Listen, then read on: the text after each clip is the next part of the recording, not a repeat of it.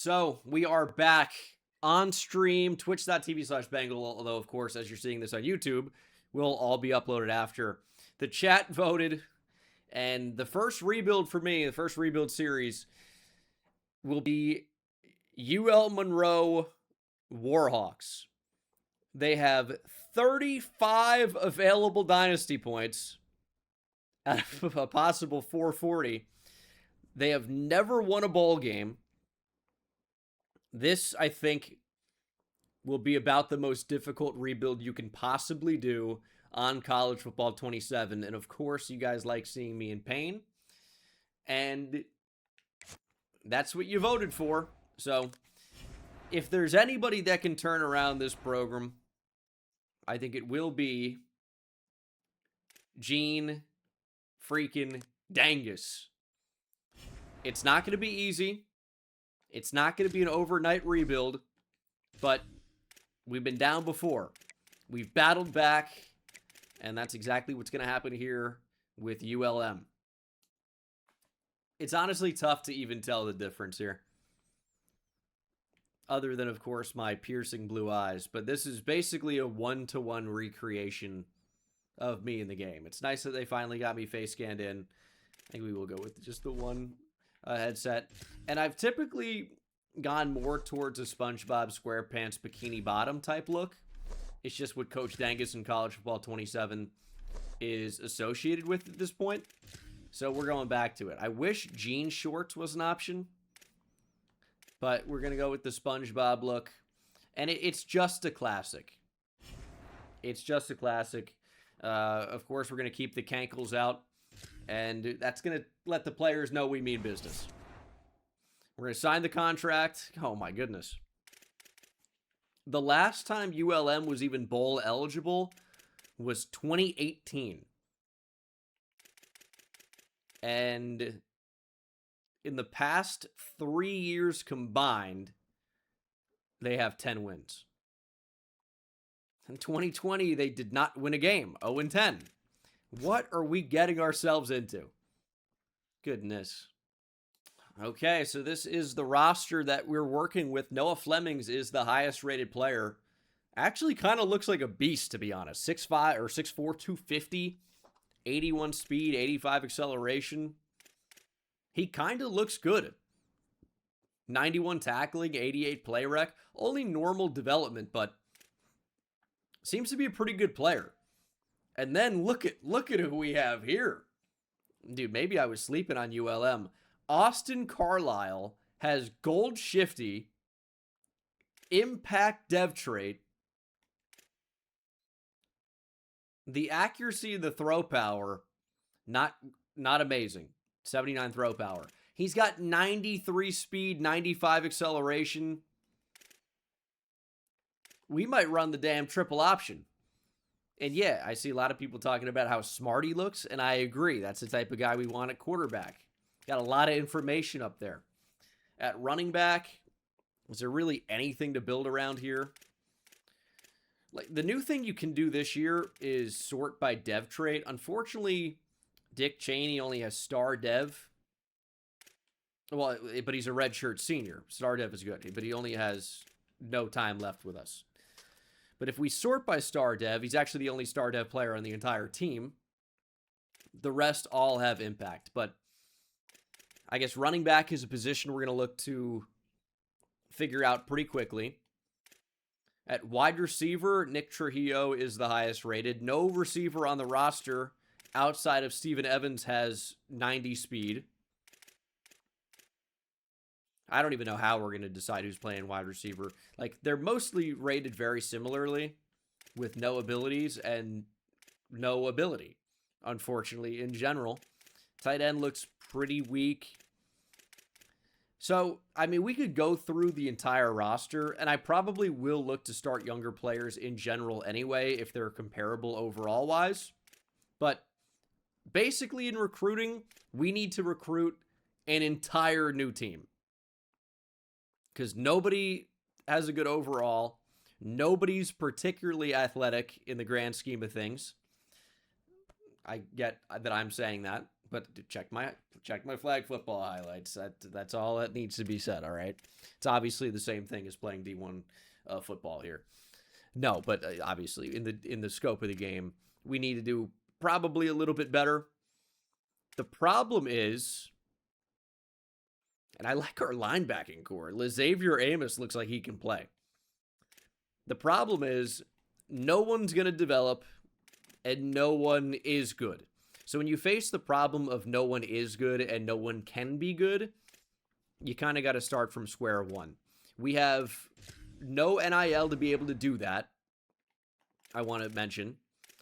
And it's going to be pretty difficult to find talent. And once we do find talent, by the way, once we do, we likely will not be able to keep them because the big schools are going to come and poach them away. It could be a problem. The biggest thing in college football 27 is to win. Al Davis said, just win, baby. And that's really what you need to do. If you want to get your resources up to compete with the bigger and better schools, you need to win. And unfortunately, that's going to be a challenge with one of the worst teams in the entire game. So we'll see on that. We can't hire staff for anything. We literally don't have any money. So forget about that. All we can do right now is just try to win. In these stream dynasties, I do play the moments for the most part. Sometimes we jump in for more. And season 1 could be a problem, but unfortunately, like, just getting through the season and not winning is not going to help. We need to win games to get our resources up, and I don't know that we have the roster to be able to win. Especially on Heisman difficulty, it could be a really, really big challenge. Here could be an issue.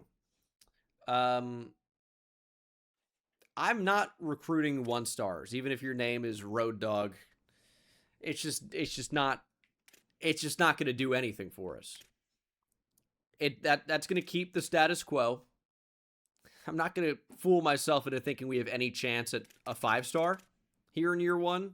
They're asking for 400 NIL. I've got 30. Oh my God. But I may be able to find some 3-stars. Now, I know they're asking for a ton of NIL, but maybe, I don't know if there is a maybe. Maybe I can just get them for no NIL in some cases. Dude, how are we going to do this? I guess let's get to scouting 2-stars. That sounds like a good time. What are they asking for NIL-wise? 15. It's like almost half my budget. Oh boy. We're just gonna see what these guys look like first, and then we'll see how feasible the 2-stars are. I'll tell you instantly, it isn't looking phenomenal. Ty Sharp is a gem though, but he's also bad. And that is an issue. I really don't know what we're going to do. Like, a pure runner with 74 speed, I just don't think is going to be that good for us. This guy can't throw the ball at all. We're just going to have to hope that we can go after some 3-stars that just don't, I don't know, that just don't want actual money. Like, there's got to be some type of charity work. You don't have to do charity to improve your college resume before going to college. Maybe we can convince some of these kids that they need to do more charity by enrolling at ULM and playing on the football team. I don't know. We have never been backed up against the wall quite like this before. It is going to be an unbelievable challenge. Hopefully, some of these 2-stars end up being pretty good, and then maybe we can go after some 3-stars that aren't getting enough love. But I think the whole idea this year for EA is to make the 3 stars that weren't getting a lot of love get some love this year. So I don't even know if that is going to be a good way to recruit. I think there's a great expression for this. It's called being up shit creek without a paddle. So that's kind of where we are. I'm literally adding 2 stars to the board. So that's what we're dealing with. It's, oh man, I can't wait to find a 2-star gem. This is gonna be a challenge. As if it weren't bad enough, you see our goals here, by the way. And we do get NIL for doing this. I think we can win 6 games this year, which would put us, you know, successful for completing the goal of making a bowl game. Win 25% of your conference games this season. We can do that. And I think we can also win a road game. The goals, I think, are forgiving. And the goals are going to help us get more NIL, which should help us get more NIL. And hell, maybe we win a national championship this year. Get 1,000. That'd be helpful. I think more likely...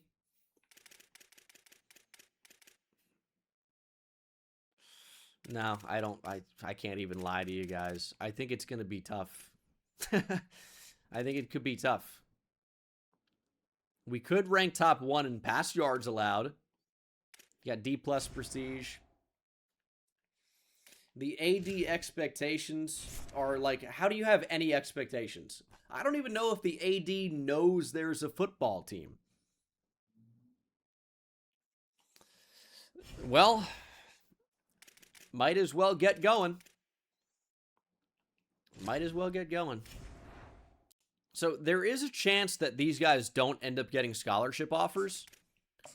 So we might just be able to recruit some of these guys. I mean, it's going to be tough dealing with 2 stars, but we may be able to get a 3-star, right? Let's say Louisville or Kentucky go after somebody else at quarterback. There are only so many teams that can go after a quarterback, right? So maybe Keontae LeBourne is not getting highly recruited by these different schools, and maybe he decides to go to ULM for some play time and some experience, and maybe we get him. Maybe we don't. I mean, that's probably what's going to happen. I mean, we got a 6 foot, 163-pound speedster. He might only have 85 speed. Maybe not even. But the thing is, I don't have the recruiting hours to even find out. I don't know. So we just need to bring in more players and hope for like impact dev. At this point, I'm just going to add in...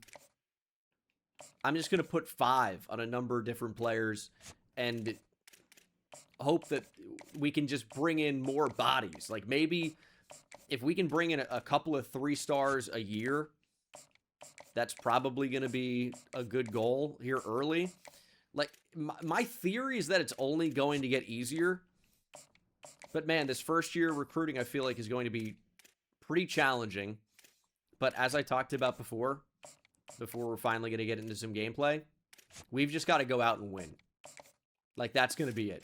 So we'll see if we can stay in the race for some of these 3 stars. I don't really care to put, 5 points on anybody right now, or everybody, just because they're 2 stars, because the 2 stars are replaceable. There are a billion of those, right? The guys we actually want are the top of the line 3 stars that we're actually potentially in the race for, and also Ty Sharp, who's a gem quarterback, even though he looks awful. That looks amazing to us. It's like an oasis in a desert. It looks great.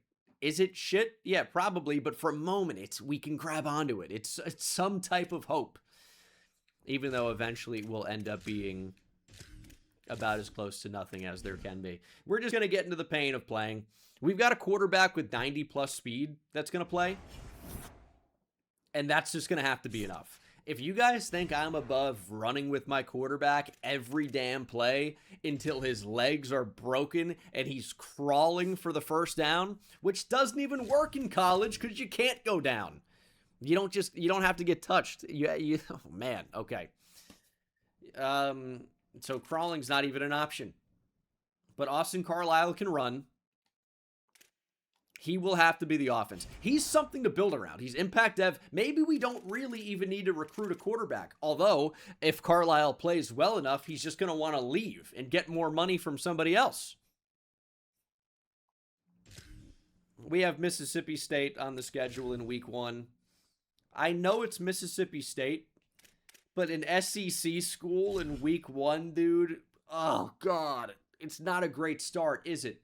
But also in real life, these schools, these trash schools get paid money to go play an away game and get dog walked. We're not getting any money for this game. Here in the game, it's just, hey, fly out on your own dime, and we're going to kill you once you get here. Let's see what the team can do.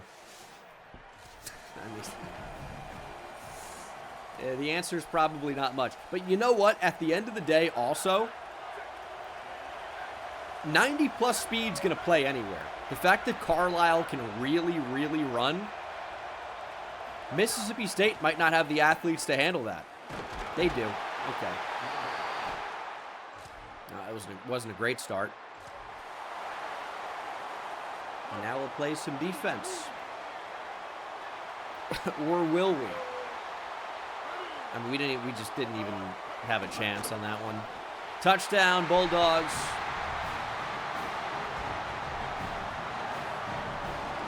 Who do we have in week 2? Does anyone know? 3rd and 1. Third and 1's doable. We can make something happen on 3rd and 1. It's not over. Plenty of game left. Only down 7. Running the football. Jameson rolls forward and gets it. 3rd and 5. We just need to get our quarterback in space. Or if we have enough positive plays to get him not ice cold, that would also be good. He's sacked. Calvin Dinkins gets there. I'm thinking, we did get a stop. I'm thinking our offensive line could be an issue.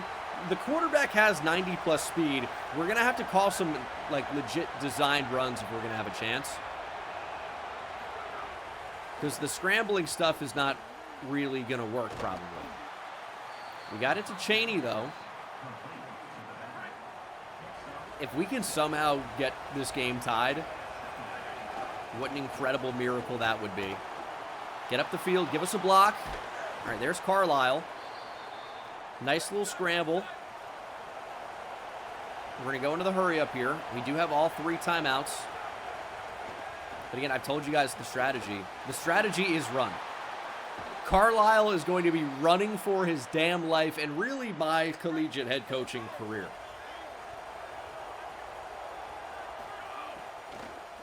But can he throw? What a ball. What a ball. Still 3 timeouts. We're moving down the field a little bit. Slot fade. Hello, old friend. To Bullet. Caught by Fulgham. Let's rip a timeout. We have 3 for a reason. This is Heisman difficulty. Mississippi State must just be this bad. Get on the move. We're going to run. Oh, nice little juke from Carlisle. Okay, we're cooking now. Dude, imagine week 1 we upset Mississippi State. How pissed would you guys be? It's too easy. It's just the level of talent. That's a touchdown! Never say never. Okay. Hey, we're here. We just put the whole SEC on notice. We want Alabama. Give me Georgia. All right, I hope they're not on the schedule. Please don't be. But okay, that's a great start. We're tied at 7 into the 3rd quarter. It's still 7-7. I mean, we are here. We're going to run the ball. Oh, it's a read option. Quarterback keeps it. It was some type of RPO. Broken tackle, first down. Kamario Taylor picks it up. I actually was naive enough to think we had that under control. We're going wide splits here. Throw me the ball. That's got to be an interception. He threw it high. It was nearly the first easy reads of the year. That is 3/4 done here, though, in Starkville. And we are actually averaging more yards per play. It's unbelievable how bad they are. We really just need one defensive play. One play, an interception, something. Good tackle by Amos. It's going to be 3rd and 8. Fluff Bothwell stuffed. More like stuffed Bothwell. It's a big 3rd down. Force 3. Maybe we can score a touchdown and take the lead. Quarterback in a run.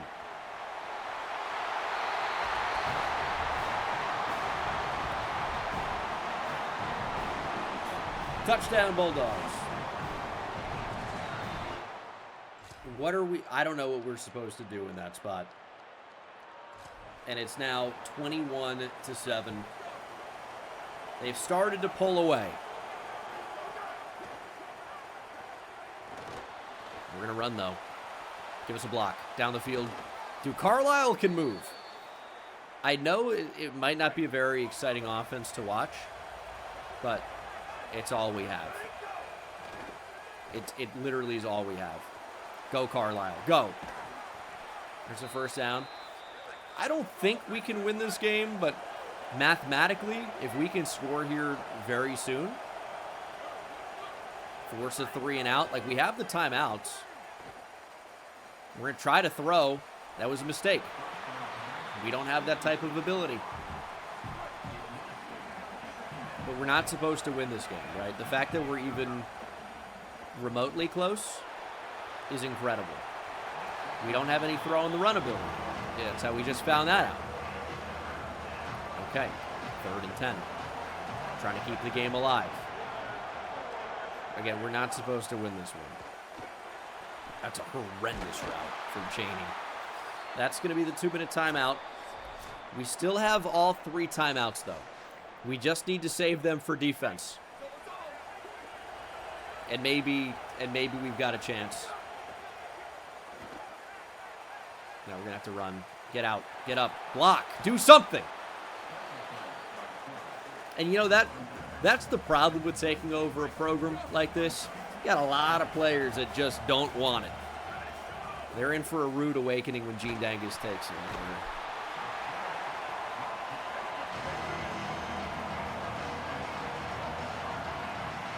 The first thing we're going to do is implement some heart. That's the first thing we're going to do.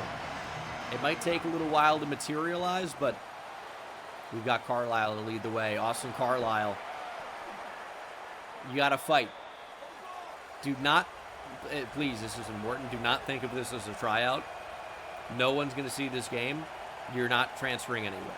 Just, it's totally fine. Bullet. Trujillo makes the catch. His 3rd. We've got a legit chance to score. 2nd and inches. On the move. Carlisle scrambles in. Touchdown. It's the only thing we've got is he's ridiculously fast. Like, we're right there. We have 3 timeouts. We probably can't get the onside. Try a high kick. But we do have 3 timeouts. Mississippi State recovers. If we can force a 3 and out here, it's actually not impossible. Like, I understand it's highly unlikely, but it's not impossible. It's just going to be really tough to come up and make a play. Like, they're just more athletic. If the quarterback keeps it, we can't stop him. He's going to keep it. He's going to throw. It's intercepted by Parker. Oh, my God. All they need to do is get rid of our timeouts. He throws the ball right to Parker. And suddenly there's life. Oh, my goodness. And Carlisle's fumbled the ball. We have to call a timeout. Okay, we need to settle down here. I still really don't know how we're going to move the ball down the field. But this is a great start. And they can't hear anything. Like, the Mississippi State crowd's getting loud because this game's actually close. We're going to run. We got a block. There goes Carlisle. We're going to step out of bounds. He's got 17 for 99. The thing is, he's got no throw power, and the accuracy's not great. So it's not like we can just, you know, throw a prayer up down the field. It's likely not going to be answered. We're going to throw it anyway. It's intercepted. A horrendous ball. We can't throw. We cannot throw the ball. Now we know. I mean, that's one of the worst throws I've ever seen. How about a forced fumble? It's not going to happen. Mississippi State now can win the game. Dude, the Mississippi State quarterback just threw up an absolute duck. Doesn't matter. We put up a fight, though. We put up a fight. The problem is that we really have a bit of a one-trick pony at quarterback, and his trick is that he runs fast. Not a bad first day, though. Like, it gives me hope against some better competition. Our defense actually played quite well. Carlisle was a beast running the football. And some of that is sack yardage as well. He should have been over 100 yards rushing. Touchdown receiving, of course, for Bryce Anderson. And then defensively, the fact that we even had an interception in this game is a miracle. The freshman weak side linebacker Jackson Parker had the pick. 7 tackles for Jabari Tiller. We did not have a TFL or sack. I think that's a pretty good result for us, honestly. And we are just getting flooded by, like, North Texas in some of these. Our only hope, really, is to go after players that are not being heavily recruited. Even the 2 stars we don't have a chance on. But, hey, this is actually looking pretty good. We need to go after the guys that are not being looked at. That's going to be the only way to build this program up. We need to just get lucky. And because Cincinnati's going after him, we've got no chance. So we're going to rearrange the board prior to simulating. We may even offer a scholarship or 2. But if they're getting scholarship offers already, we just need to assume that we probably don't have a chance. And pivot to somebody else. But the thing is, 2 stars will not make us better. Those guys are replaceable. We need to go after 3 stars, so if we do land one, we can probably just fall back and assume we can get some 2 stars at a later date. So, if there's any resistance, I'm out. So, we have UAB on the schedule next. UAB is a team we can beat. They're 69 overall. Nice, but also, like, not nice. Right? They stink. We want to run an alternate? That's a good-looking alternate. We'll run that. We are not going to go winless this year. I promise. I promise. Krieger, thanks for the tier 1. We, as I said, my goal is to be bowl eligible. I don't know that I can guarantee that necessarily. Because 6 games could just be tough to win. It could be. But I think we're going to get close. It is play the moment, so that can be very up or down. But I love the way our defense competed in week 1 against Mississippi State. These are 2 0-1 teams going at it. You know what that means? Somebody's walking away with their first win of the year. No ties. So somebody's got to win this game. It's not going to be us, I guess. Okay. We got to remember, and this is such an important distinction, we need to remember that we can't throw the ball. I see Trujillo. He's open. Damn, you got some speed. I just don't know that we can make that throw. But we're going to end up trying it, right? We can't just, our whole offense can't just be run to the right. It's going to be a big part of it, though. Like, why would we not use what we're good at? We got to know our team. We got to know our offense. It's part of being a good coach. Is you've got a quarterback that's faster than literally every single player on the field. I'd bet anything. Use that speed. Had a bit of a hole there. Haven't run the triple option in a while. Now we know. Got to make some better reads.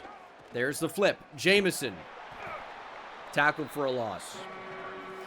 I don't know that we're going to be an option team. We don't have a good running back.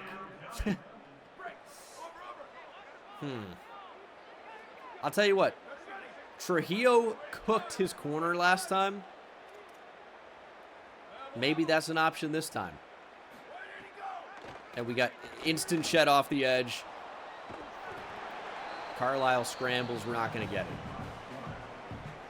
We're going to punt.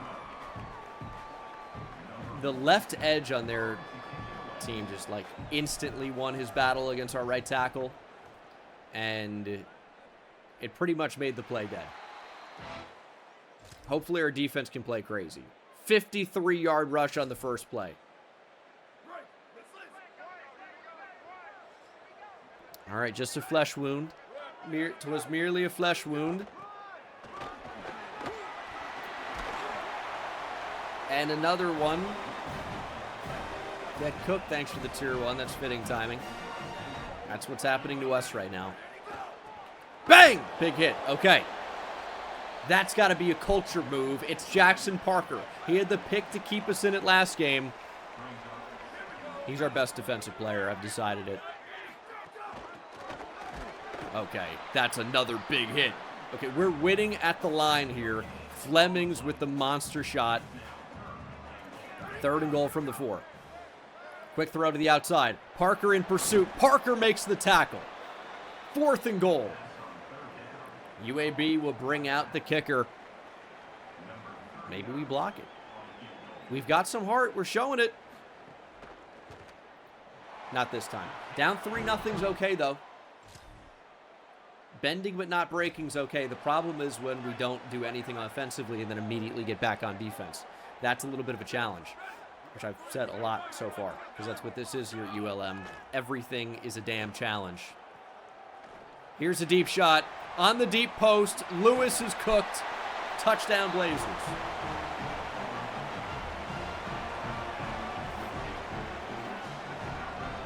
Now we gotta watch this dragon shred on the air guitar. That's our punishment.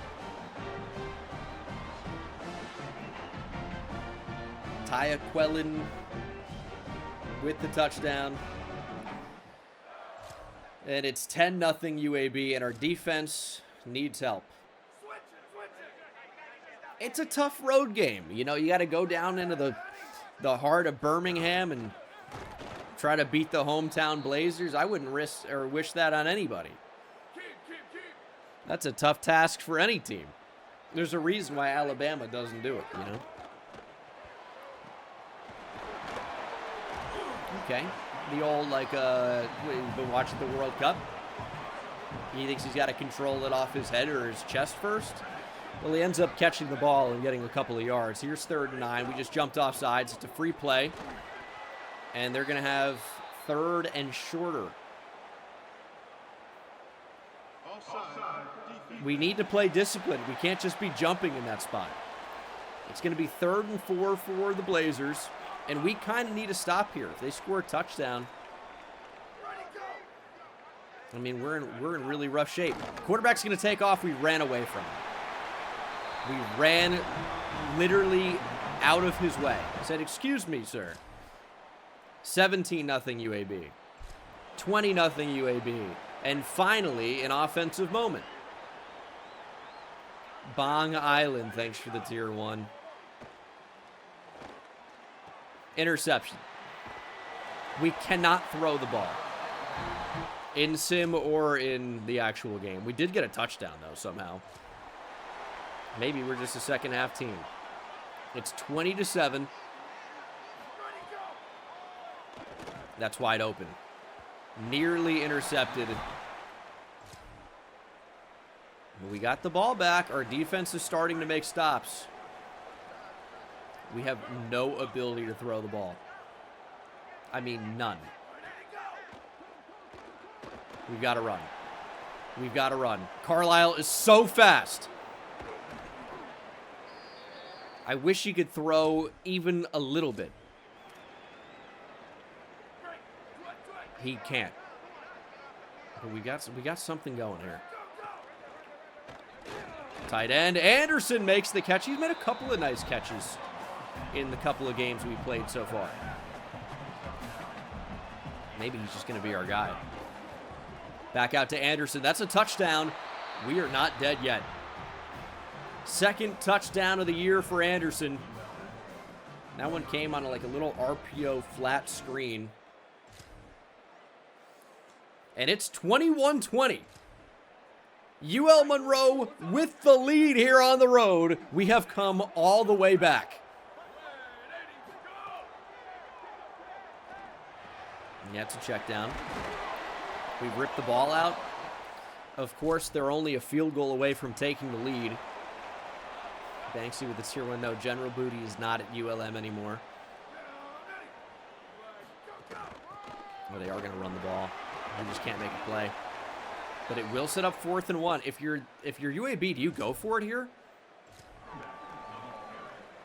Apparently, they're going to bring the field goal unit out, which means I guess the game's kind of in our control. That kick is good.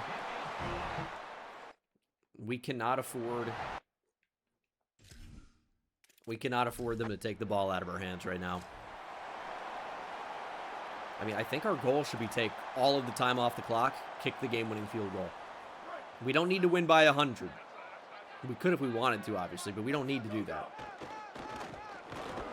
There's Cheney, gets us 4. How about 4 more for Cheney? And I'd vote for it. Just to upset somebody out there.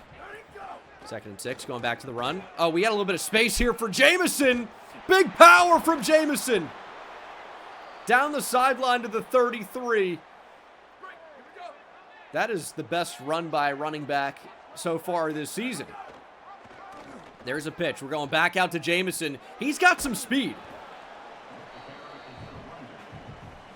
We may have just found RB1. Cheney's dangerous at a shotgun. Hey, we're about to find out. I'd love to see a little hunting accident here. Cheney broken tackle. There's the first down. I mean, UAB doesn't know it yet. They're going to have to start calling timeouts. Back to Jamison. We had a little bit of a hole there. Broken tackle. Jamison still got it.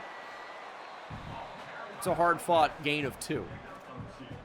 He had 8 for 37 last game. 7 for 40 this game. So he's making a little bit of an impact here. We're going to go back on the ground. Cheney's got a little bit of space. There is an injury. Dude, they're faking injuries to stop the clock. This is absolutely insane.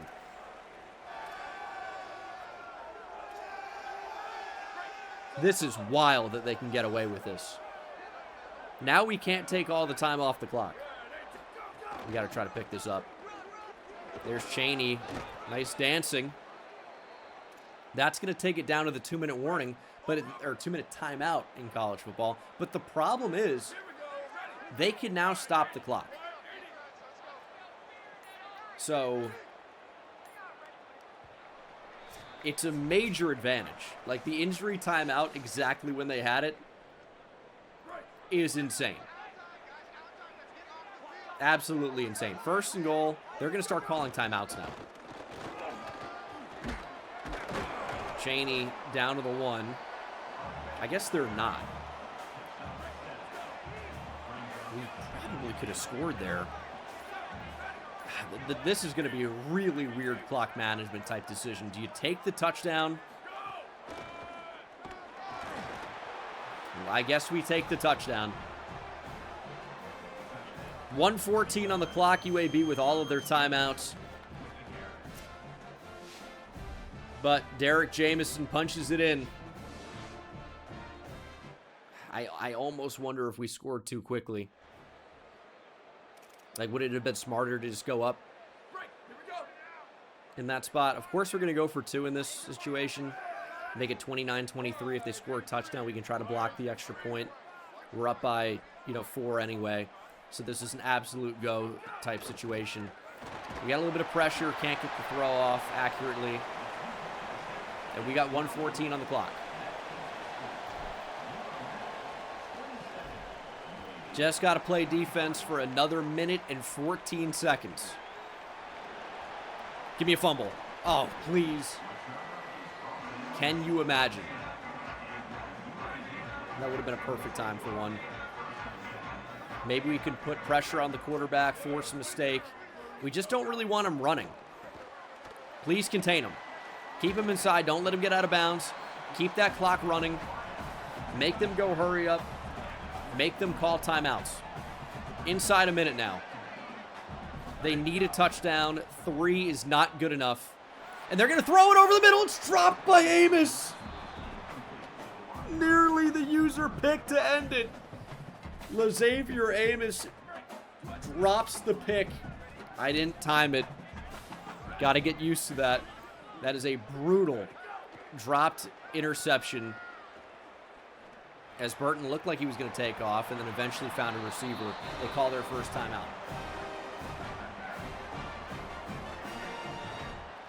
47 seconds.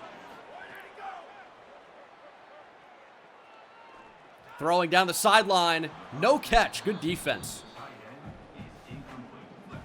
We don't need to just not be physical because he's in the air. Hit him. I like the energy.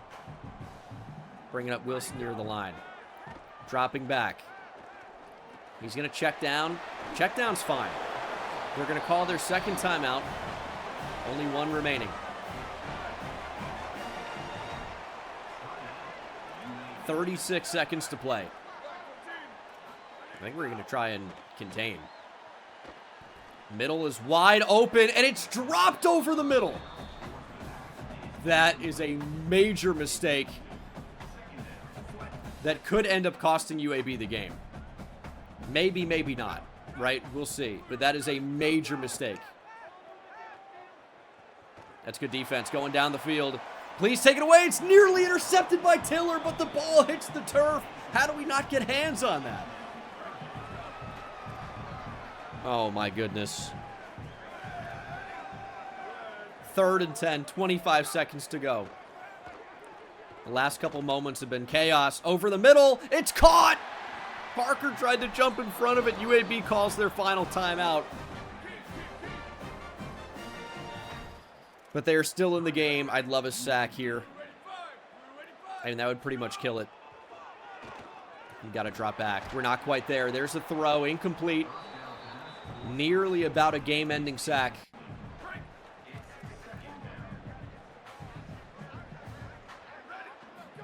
Do we contain the quarterback? Do we... Check down will be great. We left it. It's caught. It's a touchdown, UAB. He just keeps threatening to run and then throwing on the run to the right side. They take the lead with 8 seconds to go.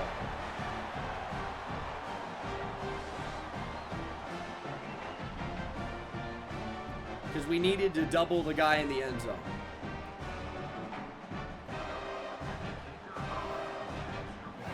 Eight seconds. We've got a timeout, but is there any chance of getting into field goal range here?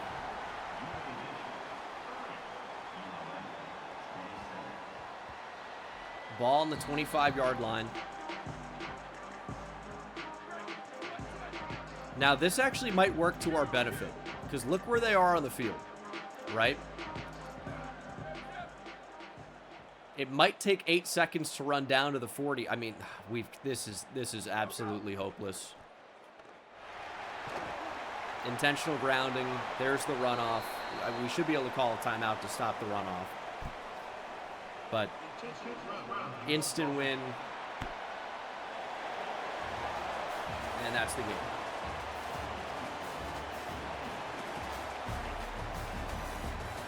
UAB gets their first win of the year. Our defense had opportunities. let UAB score the game-winning touchdown. And you know what? I haven't had a devastating loss in a while. This one got pretty close. I'm getting that feeling again. We're back. College football 27 is here. Like it never left. Matabike had a sack. I mean, I don't know how we didn't get the interception at the end. A couple of forced fumbles in this game. Touchdown for Noah Flemings is how we scored at least one time. Not enough to get the win. That's just one that you got to have. Road game against UAB. We need to win a road game this year. It's one of our goals. That looked like a pretty good opportunity. We got in position to do so. Couldn't do it. We're 0-2. And we're on the hot seat already. This is probably a pretty typical start for UAB, or for UL Monroe. I don't even know who we are anymore. We've lost our identity. Actually, that's not true. Our identity is being a freaking loser. We're here to turn that around. We're actually making some good progress on some of the 3 stars. We're going to get in there. It's just we got to understand that this can't be turned around in a day. You know what they say. It's the age-old saying. Monroe, Louisiana wasn't built in a day. I think it might have been like a long weekend. We're playing an FCS school next. That's a team we absolutely need to beat. If this is not the first win of the year, we are in major trouble. It's a home game against an FCS school. The problem is, we are on the same level as the FCS school. Oh, they're 49. Maybe not. Okay, they suck. Free win. Chalk it up. All right, first home game. And the weather matches our emotions. Rain coming down in Monroe. The FCS Condors are here to play. They're excited, but they don't know what is about to hit them. Like, I understand how typically people think of Louisiana Monroe, but what do they know about a motivated Warhawk football team? 3rd down and inches from midfield, dare I say, 4-down territory. Now, it just said it's 100 degrees here, as Jameson will pick up the first. It's 100 degrees with cloud cover in the rain. What is it? It's acid rain coming down? It's going to burn your skin. 100 degrees out in the rain. Insanity. We're taking off. They can't compete. There goes Carlisle. What a player. Big-time players make big-time plays. The thing is, I can't even be mad about the offense last game because we had the game-winning drive. We made it happen. It was the defense that couldn't make the plays when they needed to. It was the drop user pick on me. It was the lob up in a double coverage that somehow hit the ground, even with the perfect timing that nobody could get to. It was the blown coverage at the end of the game. I guess I didn't carry that, and maybe I was supposed to. Easy touchdown. It's a lot of things, man. It's never one thing. That's a pick. That's one thing that we could have wanted back. I don't know who I think is playing quarterback that we can just do this and play like we have Johnny Manziel. They're up 7-0, but at least we've tied it, and our defense needs help. That was a mistake, but hey, fresh ball game, 7-7. Man. ULM average attendance is 2,400 people. Are there more people in my stream watching live than would actually go to a game and watch live? Oh, boy. Hey, national champions, 1930-something and 1940-something. I just saw it. That's pretty cool. All right, but Malone Stadium is going to see the turnaround. This Warhawk team's going to be able to play. Get up, please! Touchdown, Condors.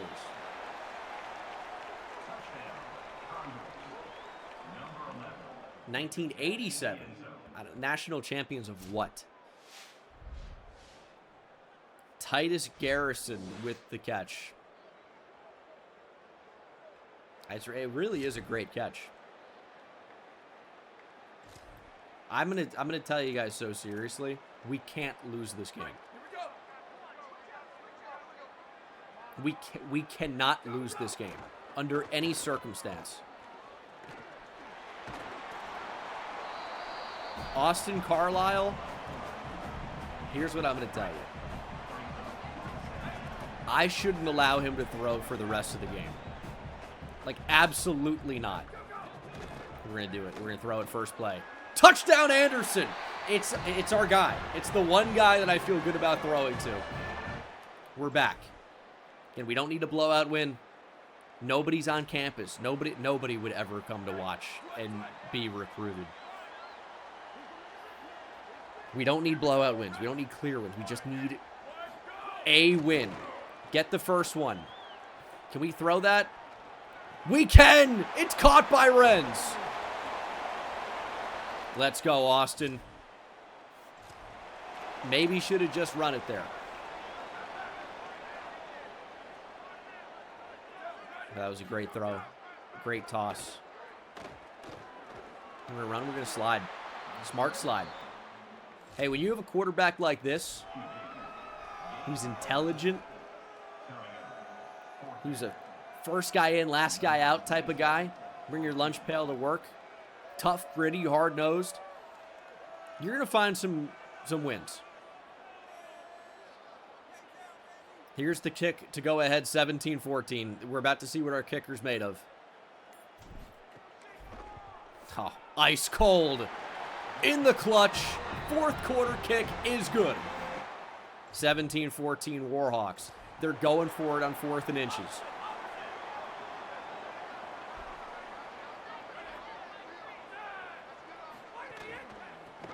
And we were just too far away. Couldn't really make an adjustment in time. He's got 7 rushes for 89 yards, and they just had a 32-yard pass. ULM not only on the verge of tying it up, they're on the verge of taking the lead. Or FCS Southeast. Please get to the quarterback. Earl Wright, 11 rushes for -1 yard. So we put pressure on him. We've made some plays.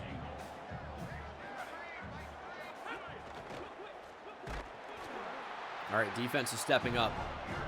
I mean, surely they're not playing for a touchdown here if we force 4th down.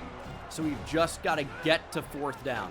Quarterback keeps it. Nobody reacts. Oh, my God. I'm revoking every scholarship we have.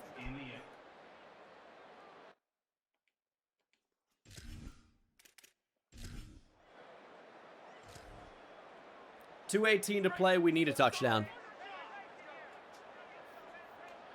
As I've told you, it's already not a game we can afford to lose. There's Chaney. He makes the catch. We may actually be able to run the ball here. That's a possibility. There we go. There's Chaney, sprung loose. Out to midfield. There's the 2-minute timeout. I don't think they can stop the run. I think we figured it out. There goes Jamison. It's another 1st down. But again, we need a touchdown. So time is of the essence. We can't play it safe. We just got to score and hope that our defense can end up making a play if it comes down to it. That's not going to be effective. 1:27 on the clock. 2nd and 9. We're taking off. They're not ready for it. I don't like that hit that we just took, but there goes Carlisle. And we're going to be inside a minute by the time this ball is snapped. Are they blitzing? Looks like they might. We're going to get rid of it quickly. There's the running back. Jamison survives a big hit, makes the catch. 30 seconds to play. We're in the driver's seat. I'm telling you, they don't want it. Let's go hurry up. We're going to keep it on the ground. Clock's ticking. They need a breather. They're not built for this. We're not built for this. Okay, timeout, timeout, time. We're going to be, though. We are going to be built for it. The first win of the Gene Dangus era happens in the next 20 seconds. It's a fact. I've seen the future. I know it. I know it happens. We're going to run the ball. Up the middle. Cheney! Touchdown! Dick Cheney guns it in. Bang!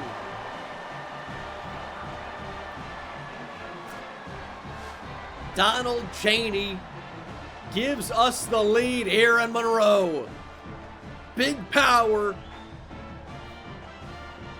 Big touchdown. And that will do it. The first win of the Gene Dangus era here at UL Monroe has finally happened. Donald Cheney, 9 for 66, game-winning touchdown.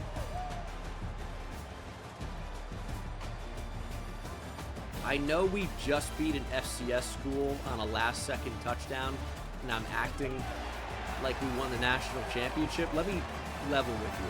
This is our national championship.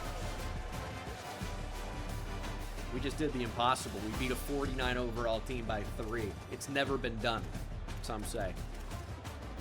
Carlisle threw the ball well, I guess, but we were actually able to run the ball really well. Human joystick. Okay. And that was the difference in the game. It's just I worry about the offensive line, but we actually had a way better offensive line than their defensive line, and it showed up.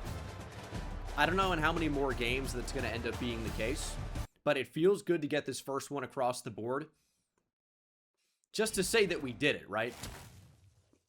Just to get that first win. It's only up from here. Our job security in the top right says hot seat. After you beat an FCS team as UL Monroe, they give you the keys to the city.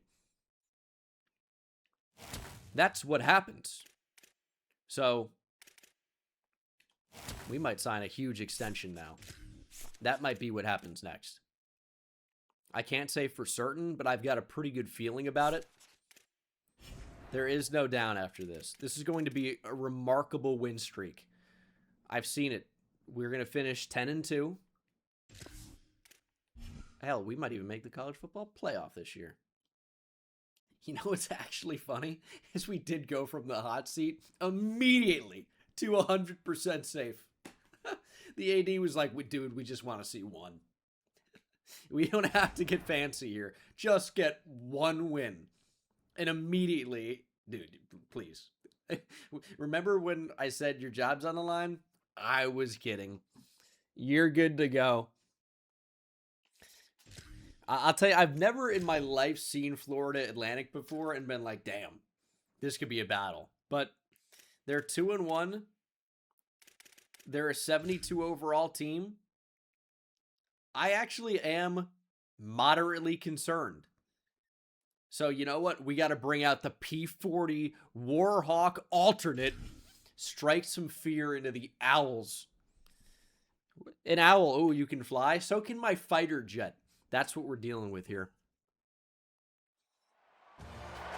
We got it.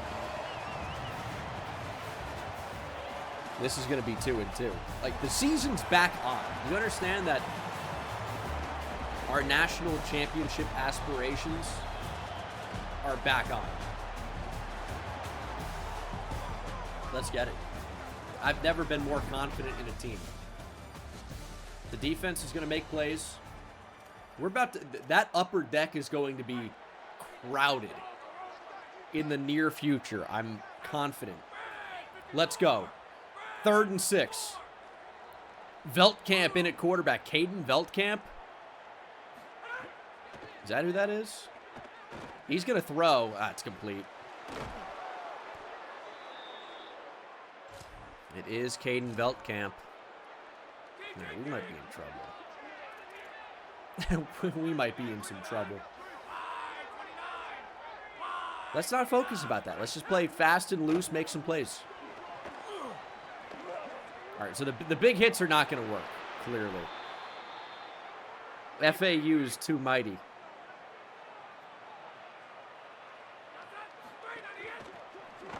That's going to be a touchdown. I mean, it's the most obvious touchdown in my life. We can't compete. We don't have the athletes. And they've got the ball back. It is 3rd and 12, though. I'm going to be honest with you. I don't think we can stop them on 3rd and 12. It took one drive to completely obliterate all sense of self-worth. Good defense, though, by Amos. 4th and 12. Give us a shot offensively. All right, we got a shot. 2nd quarter. Okay, hold on a second. I need a moment to think about this. 3rd and inches. 2nd quarter. They've got no safety help. I don't think that it's going to matter. Oh, shit. Just throw it. What's the worst that could happen? Oh, a 1st down? What a play. I don't know what the strategy was there, but it didn't look great. But it got the job done. Sometimes you got to remember, oh, good Lord. The teams you got to fear are the teams with nothing left to lose. We might bite a kneecap. I don't know. I actually thought that was a perfect pass for a second. We can't throw the ball, though.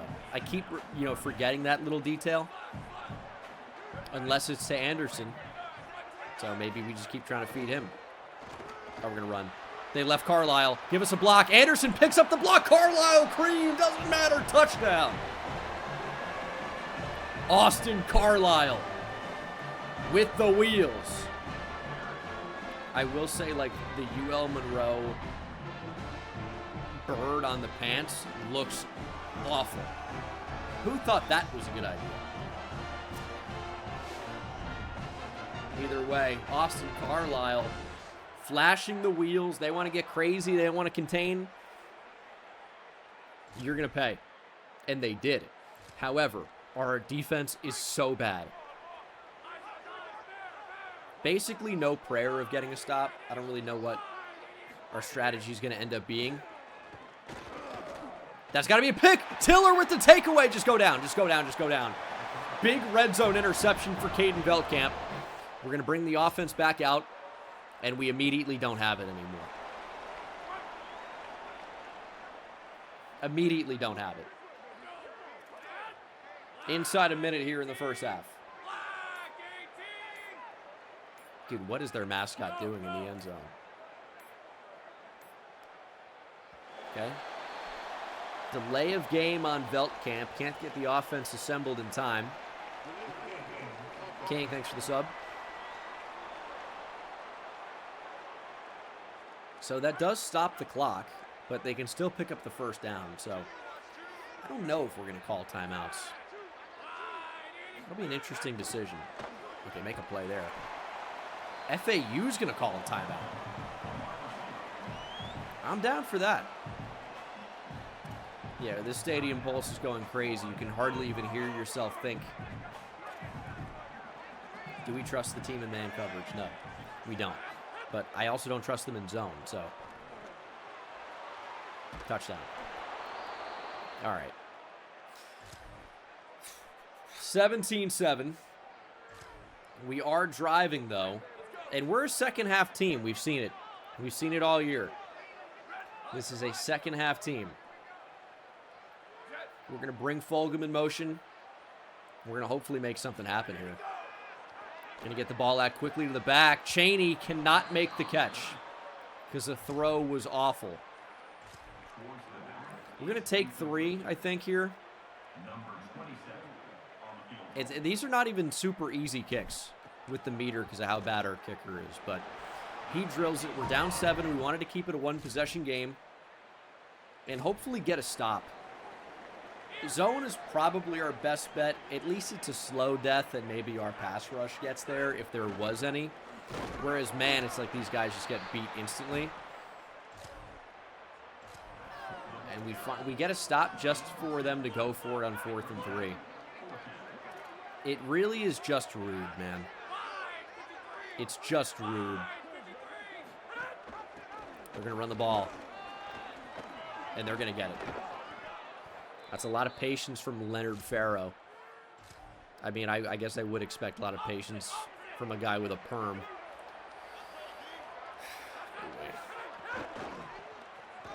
Big hit. Nope. Can't get him on the ground. We need a fumble or something.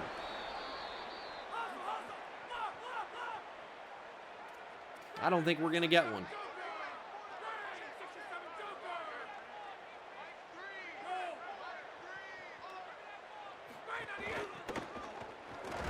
It's good defense. If we can hold them to 3 here, I'm not going to consider the drive a complete failure. A touchdown, I think, would make things quite difficult. We've only scored 10 the entire game. That's a good tackle, though. It's a very good tackle. They're actually going to go hurry up. Can we go pass commit here? I mean, they've got everybody out wide. Trips right. Quarterback working from empty. I think we're going to press up here. They're going to go orbit motion. Getting depth in the end zone. He's just got all day. Will finally throw and find a receiver for the score. I don't know what we can do about that. Replace the entire front 7. I'm trying. These guys are bums. 24-10. 4th and 2. Hey, FAU's a talented team. Their overall's in the 70s. I wish we would have an overall even close. There goes Carlisle. It's a pretty good run. This game's not over yet. It's close, but it's not over yet.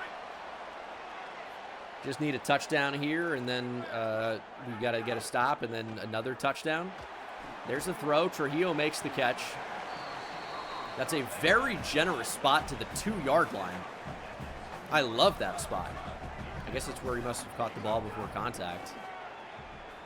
We're going to run with Carlisle, and Austin Carlisle walks in. Let's just play a little bit of defense, please. Nope. Immediately threatening. God, we need a turnover so bad. Throw over the middle. Caught. They're going to say it's 1st and goal. All right, what we're going to have to do here is make our defenders very aggressive and go for strips and hit sticks. We got people actively rooting against us in the chat as if it wasn't hard enough here at ULM.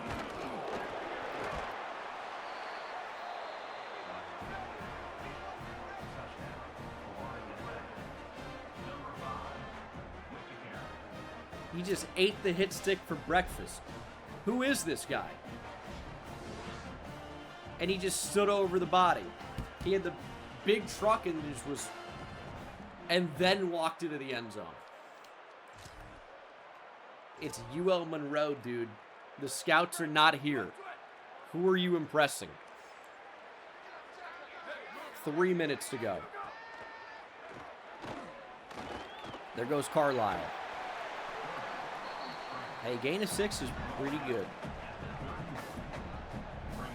We have no ability to take the top off the defense, so forget about that. There goes Carlisle again. Good blocks. That's a face mask or something. He's getting tackled by his helmet. There's a referee right there. Make the call. And we're sacked. It's not Kenyon Barner. It's Kenyon Garner.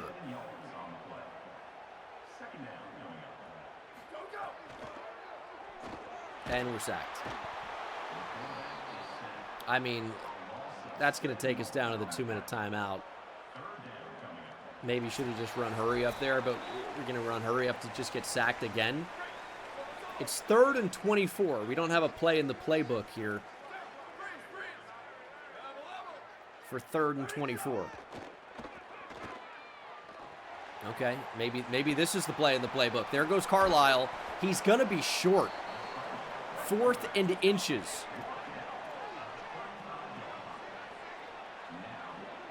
Still technically in it with 3 timeouts. We just need a score right now. And there goes Carlisle. Okay, he's going to be in rough shape. after this game, that's for sure. But the speed is nice. Should not be a lob. But everything is a lob when you have 79 throw power. That's part of the problem. The accuracy is also an issue. But Trujillo's open. Trujillo will make the catch. And we've got 3rd and 2. I actually think running the ball is the best bet here. They seem to be ready for that. They pinched their defensive line. It actually won't matter. Chaney's got the first.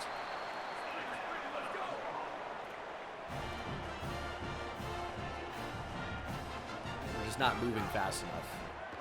But we got space here. Carlisle's going to walk in. Austin Carlisle with another rushing touchdown. Just hand the ball to the ref.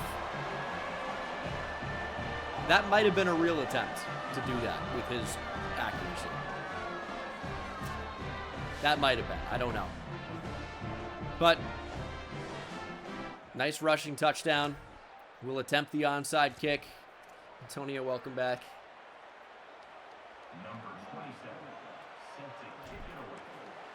Here's the onside. And he grabs it with one hand, because that's what these guys can do at FAU. And we need a 3 and out. We're actually down 8. So if we score, we'll need to go for 2 as well.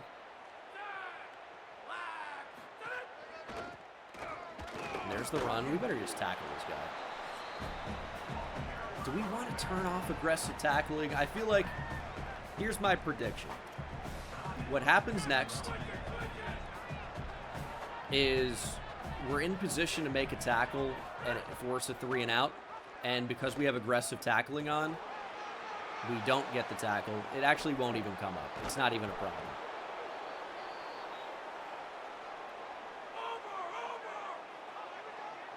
We need a turnover. It's the only thing that will help. Who is this running back? And they've got Barry Sanders in the backfield at FAU.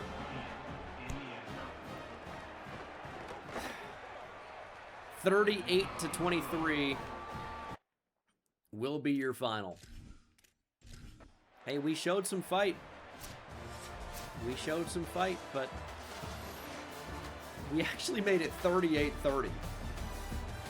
We just really walked down the field like that to end the game. Hell yeah, dude. That shows a lot of heart. 59-yard run by Austin Carlisle. That shows a lot of heart.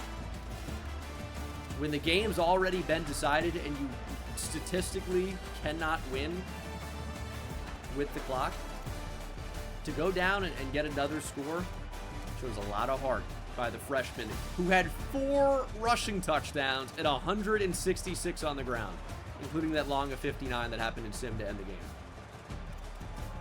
And for the guy that said he wants to play his way out of ULM, you shut your stupid mouth. Don't give him any ideas. Tiller with the pick. He is, I don't even know our mascot. Warhawk. He's a Warhawk. All right, we got South Alabama on the schedule. I tried to call RBT to let him know that we're about to destroy his alma mater. He didn't answer because he's old and asleep. And he's a bitch. No. No, he is, though. We got a message here. We got a point to prove. I've actually been to a game here. I went with Bordeaux, RBT, Eric Rayweather. And it's a nice little stadium. I saw them almost beat Tulane. It was an interesting one. And that's what we're about to do, is beat them. I don't care if they get close. They can almost win. That's fine. Gerbil, thanks for Prime. We've got some momentum right now. I know we're 1-3. It doesn't look great. I don't really concern myself with things like records or numbers or wins. You can't measure what we have by a record, right? We're building something. And just because they can't see it right now doesn't mean it doesn't exist. We're like carbon monoxide. Let's go, Austin. Nice little move from Austin Carlisle. Broken tackle, still on his feet. Let's go. Carlisle for 26 out to midfield. We're beating South Alabama. Because our offense will be unstoppable. And our defense will rise to the occasion. There are some good blocks. There goes Jamison. Bully ball against the Jags. We're out here. Jamison, Chaney, and Carlisle. Honestly, sounds like a great 70s folk band. But it's our three-headed monster. Our Cerberus. Carlisle to take off. There's the spin. Carlisle fighting for the first. He'll get it. We're a different team today. South Alabama. This is loyal, strong, faithful. Say two of the three may be true, but they're weak as hell. Jamison still manages to get a yard. We're punching it in here. He's actually playing a little bit banged up. We just go back to him anyway. I think we're probably actually just going to look to run here. So why call a pass play? You know why. Carlisle stepping up, touchdown. Austin Carlisle is a machine.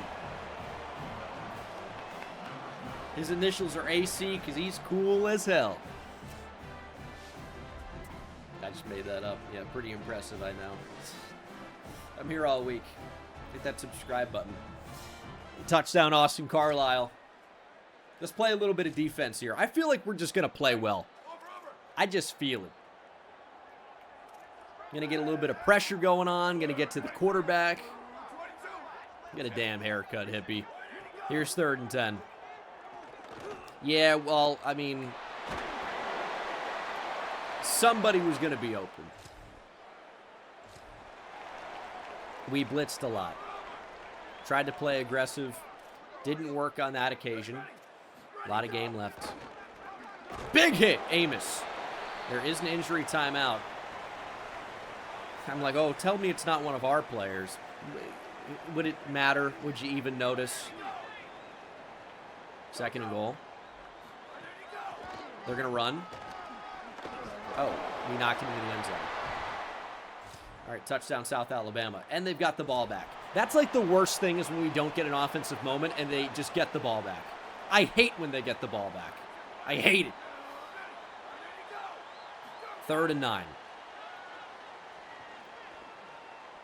It's an interesting play. We just got to wrap up, and we're going to do it. Good job. Kind of a long kick, too, but they do drill it. And we've got 3rd and 3. From the 48, we're absolutely going to go for it if we don't get it here.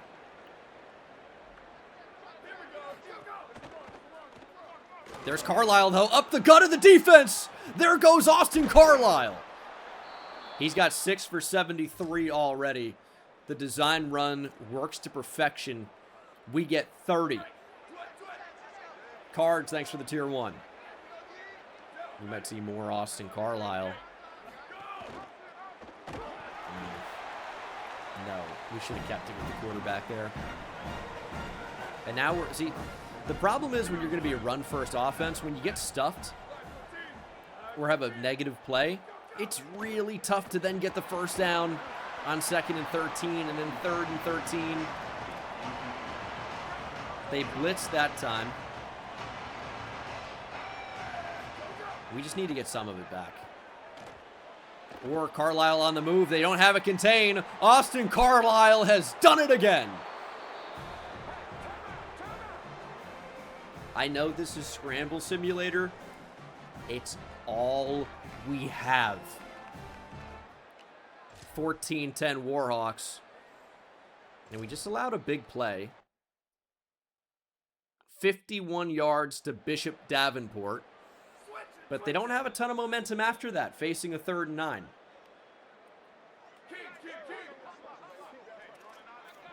We're going to guess pass, because surely it is.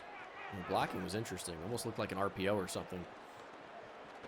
Playing good defense. Nice coverage in the end zone to get the knockdown. They make it 14-13, but we have the ball back.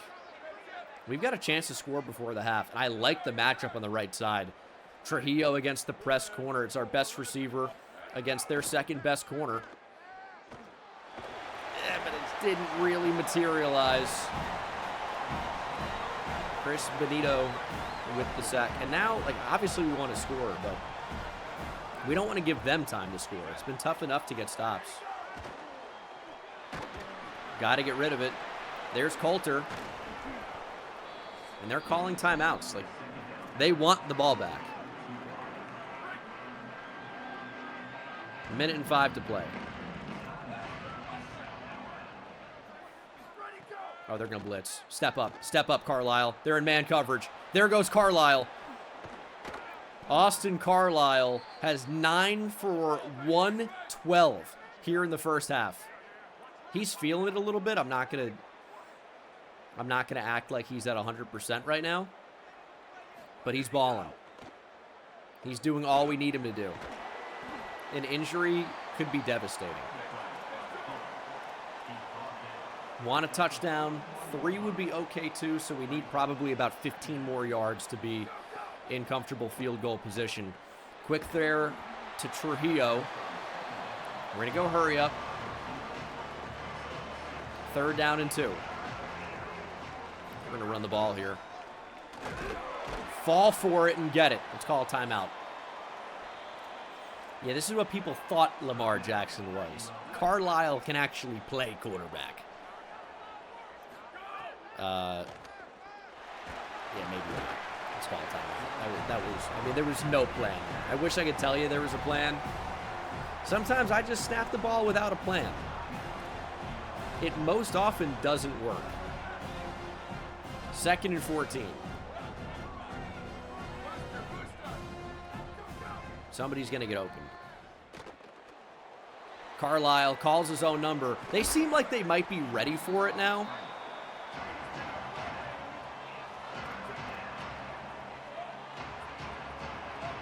We're just going to take it to the half. Well, we got to call a timeout. I was trying to get another run off and get a little bit closer. This is okay. It'll be a 46-yarder. It's moving kind of quick here on the road, I'm not going to lie. But I think we can nail this to make it 17-13. Does it have the leg? It does. Accuracy just enough. And we end the half with the lead. Like, that's not a bad result here against 2-2 South Alabama. Could have been worse. They are already driving, but we've had them at 3rd and long kind of a lot. Throw down the field, knocked away. And that should force a punt. We are not capable of sustaining a drive. But we've got another 3rd and long here to start the 4th quarter. We've still got the lead. Honestly, I feel Tiller coming up to make a play here. Big interception. Like, you can just feel it coming because our defense has been so good. Or a sack! Amos on the blitz brings down the quarterback, and we're down 20-17. I mean, they're actually killing me. Inside 3 minutes. All right. Touchdown, we win the game. There goes Cheney. Man, when we run the ball well, we run it so well. That's got to be the strategy here. We just got to try to keep it on the ground and make the right moves, but we need people to block too. We also need guys to block. Isn't the right time for a screen? I don't know that they're going to blitz here on 2nd and 9. We tried to draw the attention away. That's exactly what happened. We get it to Jamison, and that's going to take us to the 2-minute timeout. All right, that ends up being quite a successful play.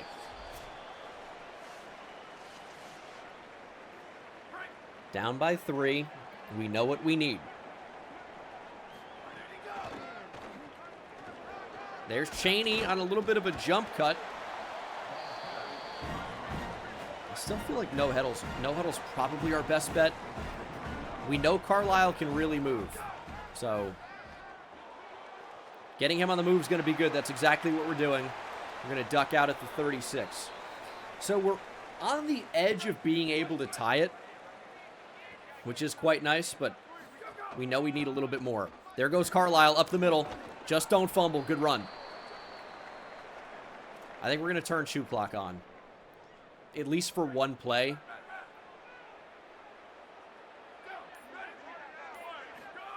And here we go. Oh, instant win off the edge. That's no good. And we're going to take off with Carlisle. There he goes. Let's slide. We're going to turn shoe clock off, but we are going to see a significant runoff here, which is what we want. That was less than I thought, actually. But we have the timeouts. It's not really about that anymore. It's just about finding the end zone. That's a bad play. That's a bad play. 40 seconds.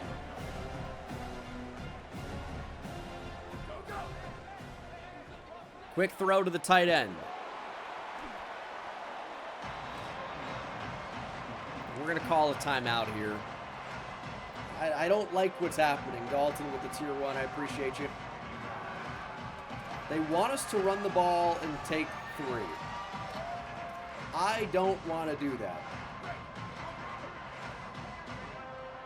I don't want to go to overtime. We want to win the game right here. Right now. Huge 3rd and 9. Anderson on the move. Carlisle on the move. They left him! Carlisle, please! First down. We didn't score a touchdown, though. We tried to dive. Clock's still ticking. We have 2 timeouts. Snap the ball. Chaney finding the end zone. No, he's short. Ball on the 1. We're going to line up to sneak it. And it is a timer this year. It's timing based. Can we time it up? We can! Carlisle touchdown! We take the lead with 11 seconds left. And now only 4 seconds on the clock. If you guys didn't know, I'm absolutely paranoid of allowing a ton of yards very quickly in this game. It happens. Incomplete. Another win for the Warhawks. 24-20 over South Alabama. I told you we were going to win. And guess what, by the way? Road win. Tough environment. I mean, there were dozens of people here. Could hardly even hear the play call. That was a little bit weird at the end. That was a little bit weird. But it's a big win because it's a win. And we're 2-3 and undefeated in conference play, I might add. I might add. Austin Carlisle, 10 for 19, 72 yards passing, but his impact on the ground cannot be overstated. 18 for, is it 161 in back-to-back games? 3 touchdowns. The design runs were really working, and Derek Jamison had a heck of a game for us. 7 for 65, averaging 9.2 per carry. I feel like it's not even worth showing the receiving, but sack for Ethan Bailey and LaXavier Amos. That was big. It just feels good to get another win. Player of the week for the Sun Belt, Austin Carlisle. You may not know it from looking at him, but he's a heck of a ball player. As long as you don't allow him to throw the ball. And, because we got a blueprint goal complete, winning a road game, plus 25 Dynasty points at the end of the year. We're already looking good on Ty Sharp. I know we're recruiting other quarterbacks, but at some point you'd need to. Some of the recruiting's going okay. We are finding some guys that are not being recruited heavily by other schools, and that's where our opportunity is. Really need to improve the offensive line, and trust me, I know. So we've got to figure out a way to get some more of these 3 stars on the board that are just being overlooked right now, because hey, we might be able to find a diamond in the rough. Like, it's going to be tough to compete against some of these other schools, no question. But we might be able to get in the race here. Not everyone's going to get a scholarship, right? There are a lot of schools, a lot of players. So we're going to go like super, super, super low on NIL this year and just hope that the recruiting class doesn't fall apart. Again, our alternatives are just 2 stars. Not great. The Gooch is close to potentially making a decision here, as we go to in-state rival Louisiana Tech. We're going to host them. It's a big opponent. We're getting close on 2-star Ty Sharp. Keontae LeBourne right there too. But Kevin Gooch is in to his top 5. The problem is when you're at a school like ULM, you can't even hard sell because the grades are too bad. Coach prestige doesn't exist. Conference prestige, bad. We've got 1 A+ in its proximity to home. Or 1A. One thing even above a C+. So we've got proximity working for us, but he doesn't even care about that. We'll see what happens, but we're trying to recruit some running backs. Getting closer on Cryspin here. Not too bad. And I just hope that we can somehow bring in an offensive line. We need to improve the defensive line. I also know we need to improve everything, but it's hard to do that. And now we have to take a 2-star off our board. Not the end of the world. Like, we just need to probably ignore some positions this year, which I know doesn't sound good.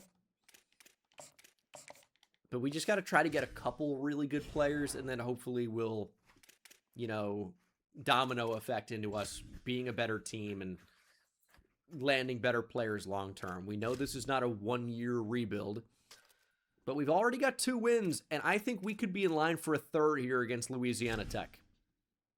Let's go. We're built for this. These are pretty good-looking uniforms considering the colors you have to work with here. 2 and 3 teams battling it out. But I feel like we found our stride on offense. It's just about playing better defense. And that's really tough. That's really tough. Amos, nice tackle in space. It said they were going to go for it and leave the offense out there. And yet, I'm looking at a kicker right now. Let's see what's actually true. Kick is good. La Tech on the board first. 3-0. But we can answer. I want to be able to run the ball, but when you take over on 3rd down and have to go 3rd and 6,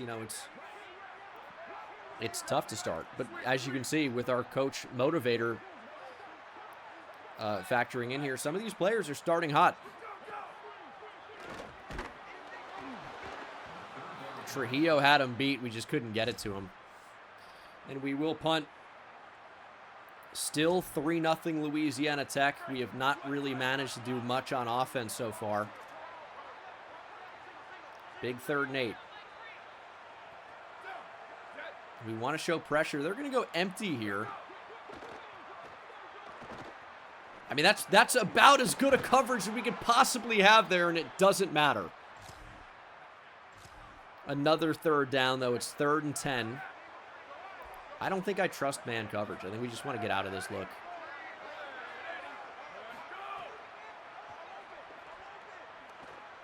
Pressure. Hopefully getting there. There's just too much space. We have a corner looking at him. with no idea that the quarterback could possibly be taking off. Simply no idea.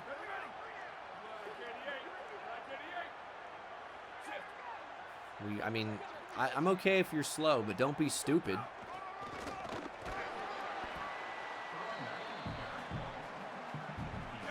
We may get the ball back here with a decent amount of time.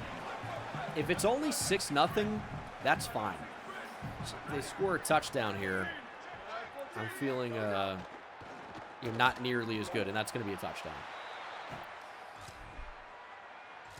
We need a touchdown. It's 9-0. They didn't get the extra point.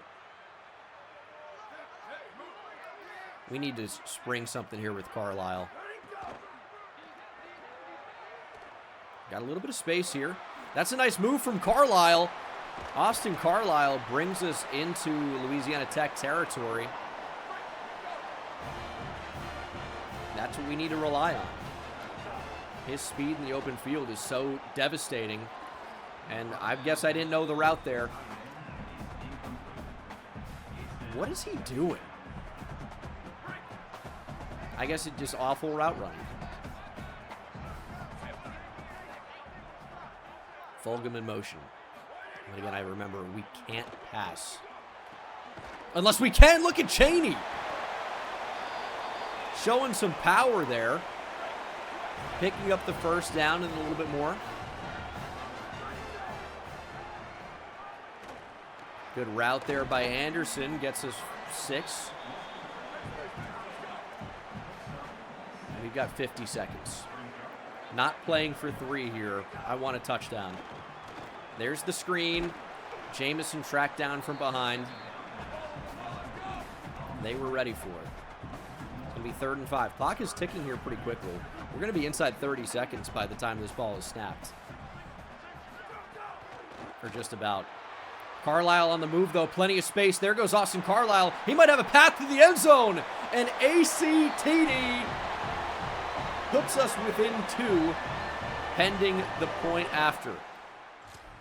And it is 9-7 into the 3rd quarter. We've got the football back. 3rd and 8. Is QB Rapp a bad call here? I just don't like what I'm seeing. Still probably going to run with the quarterback, right? But not on a regular run. We got to just lob it up.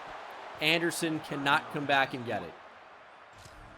Timing was not right, and they score a very, very quick touchdown and make it 16-7.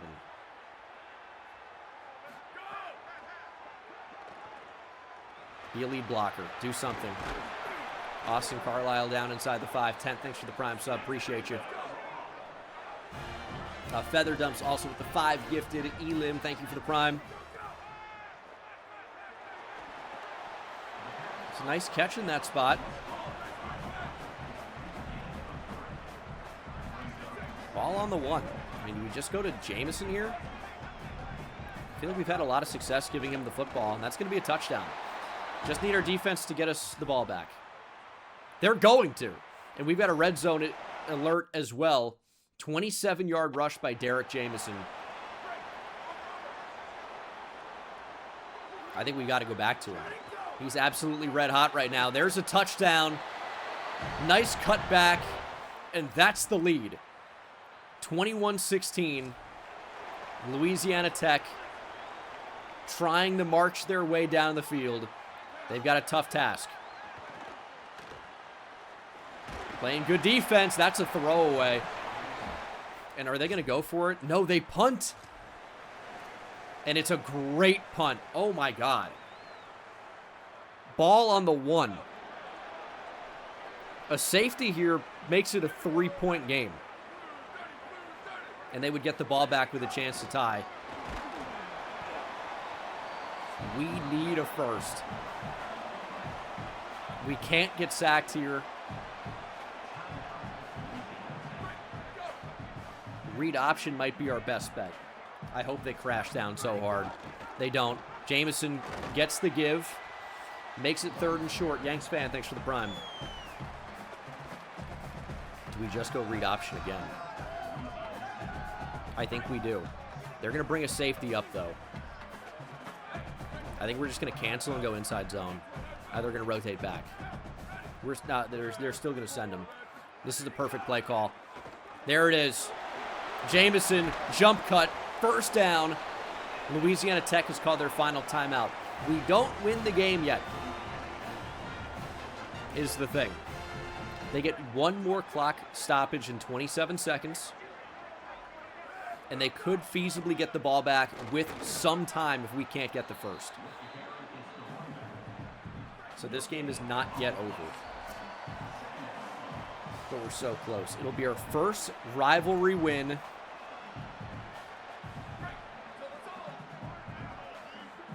We would improve to 3-3. Back to 500. That'd be incredible. And Chaney can't give us much. It's 3rd and 11.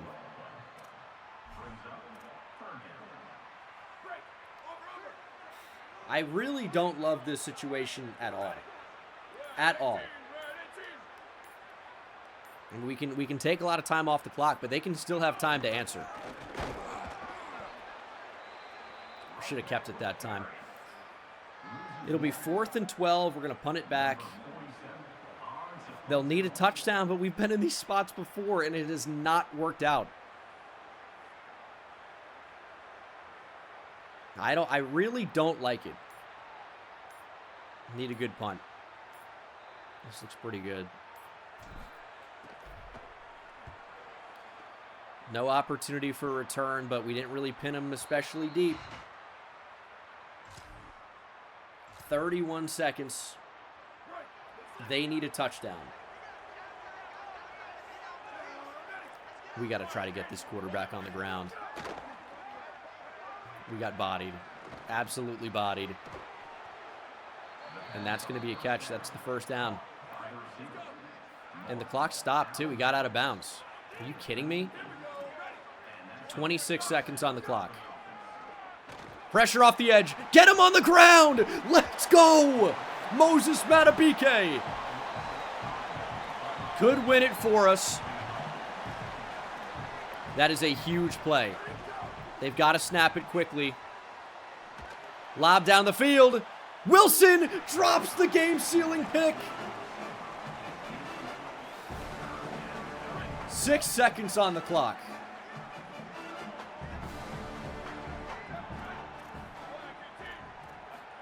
Get deep. Lob toward the end zone. Knocked away. 0-0 on the clock. We've won again. Our first rivalry win. A night game here in Monroe.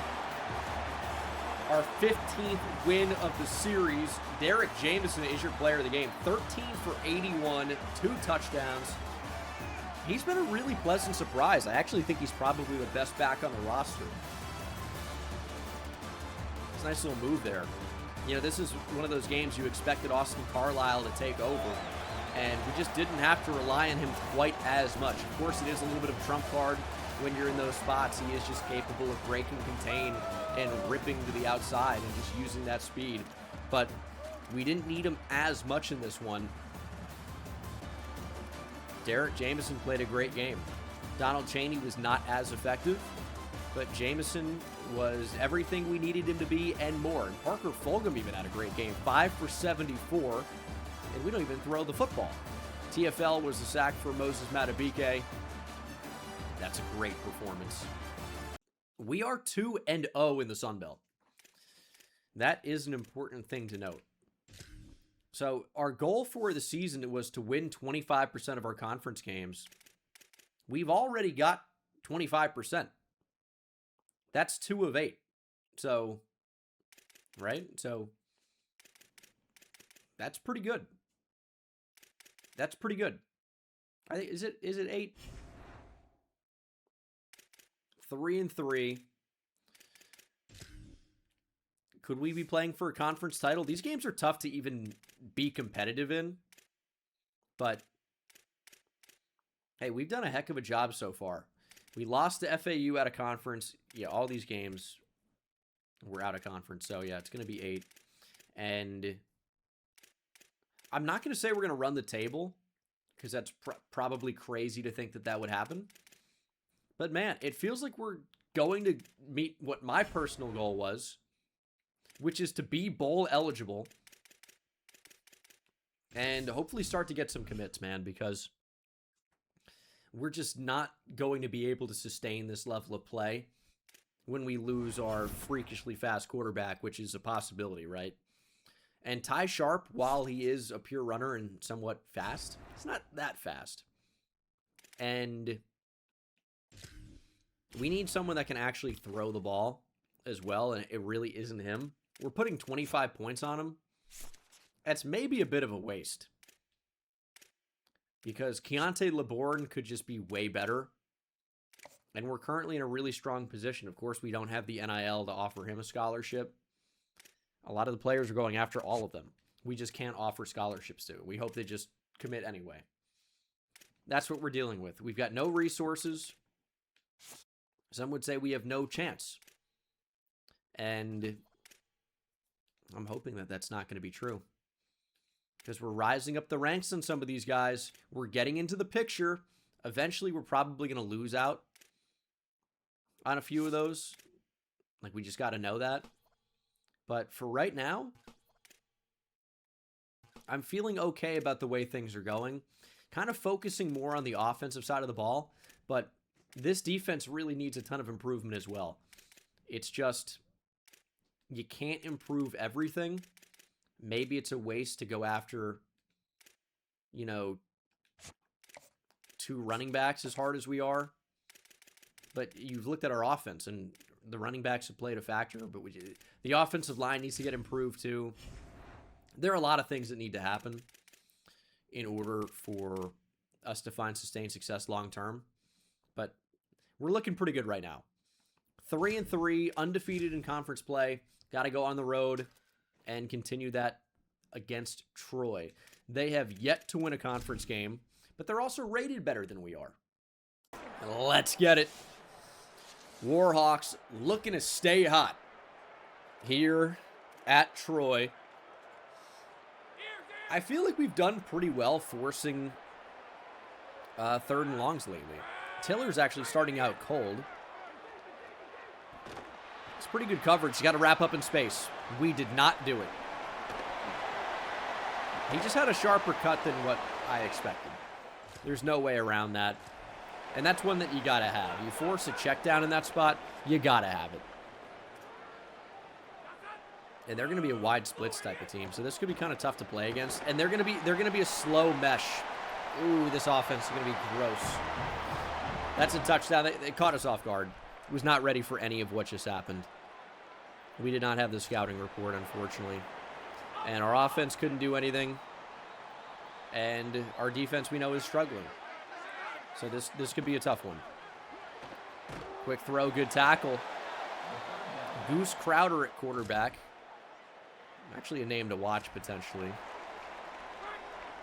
I saw him play last year, but I feel like he showed some crazy toughness. Here's 3rd and 6. Force the check down. There's no way he's making that throw.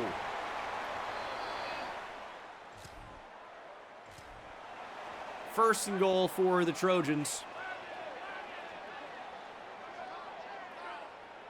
Let's run commit. Let's take a risk. We're run committing middle. That's where it's going. Big hit. But we're not tackling on these big hits.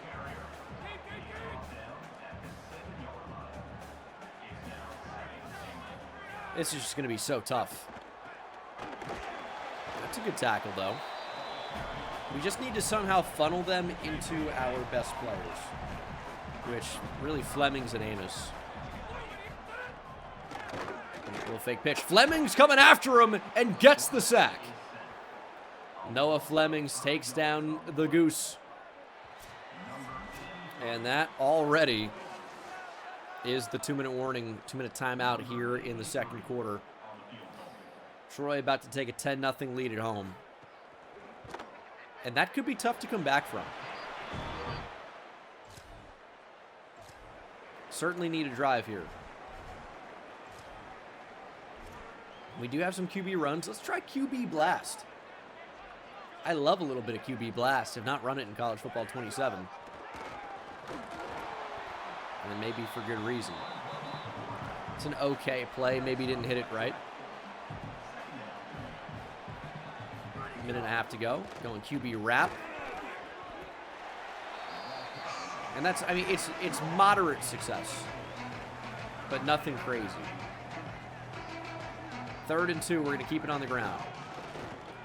Bouncing it outside. There's Jameson. We get the first. He's only got 5 for 7 to start.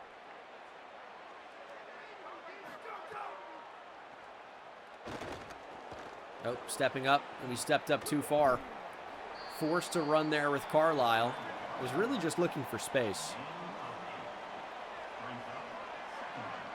But I would love to continue to run. Especially if this edge is going to get crazy. That's a throw on the run. Nice move by Buckhalter. And we've got the ball down to the 22. You didn't know Austin Carlisle could make plays like that on the run, huh? It's a wonderful thing. Let's go, Jameson. We're moving here. What a good drive to end the half. Just can't afford a mistake here. We've done so well to get down here. Just can't afford a mistake. I mean, they've got a spy.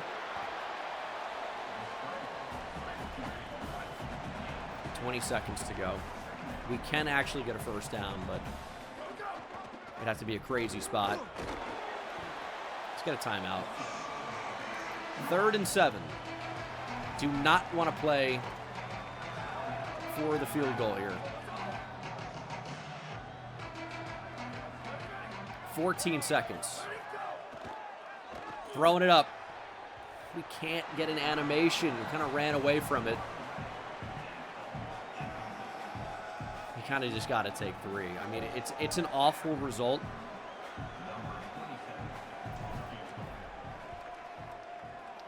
But we have to take it. And hope just to play a little bit better in the 3rd quarter. But had to keep it a 1-possession game. We get the football too. But it's 3rd and 8. This is 4-down territory. I don't want to let this game get out of hand.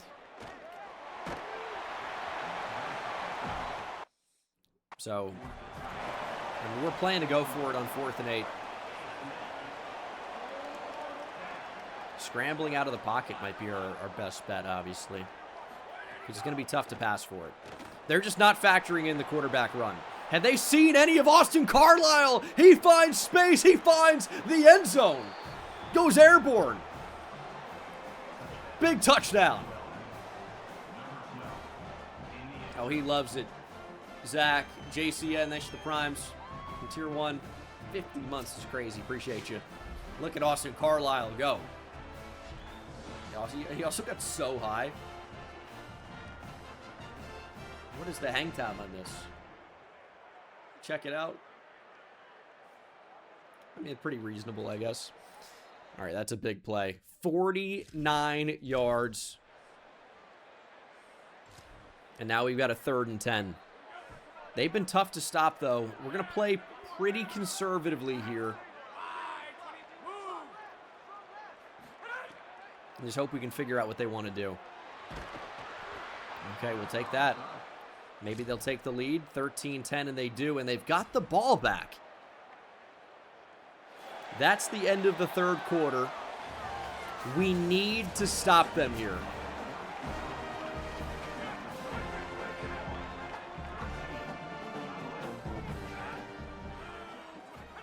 They're going to run it. Please just tackle. Okay, that works. And an injury timeout.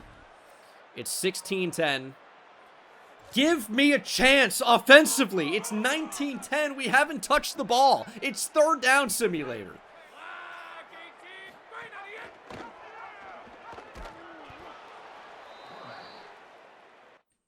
Killing me. Still 19-10, ball on the 1. Ball is, it's on the inch line. This is the most safety that there's ever been.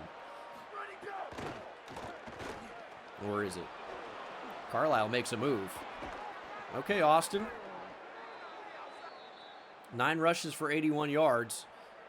I mean, we need a monster drive here to score. It's going to have to be 99 yards. Or we could take a quick field goal knowing we need a 3 and out, but that's not going to be good. And if they come out in the zone coverage, we're going to be in rough shape. We really need them to run man, forget about the quarterback, and make a big mistake. They were all over that, huh? That was a little bit of a fake. We don't have an arm.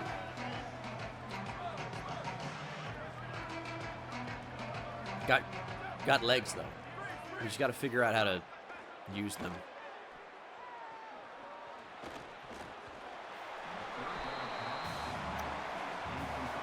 Fourth and 12. I keep staring down this edge. It's a big problem. We're gonna run. There goes Carlisle. That's a nice move from Austin Carlisle. We just need to figure out how to do that consistently. I mean, we got to send routes vertical and then run in behind them with the space.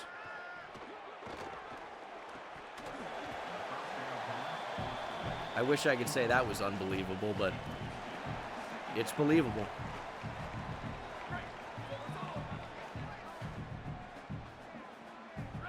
Second and 10. Dart. There's Fulgham. Didn't know we could throw, did you? I didn't either. I'm so happy that worked. I'd love to score here before the 2-minute timeout. It's going to be pretty hard to do so, and there's the edge.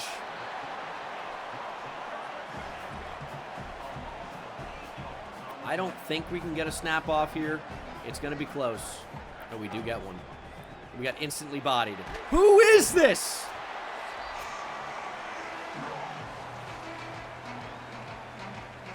Third and 32. Carlisle is feeling it.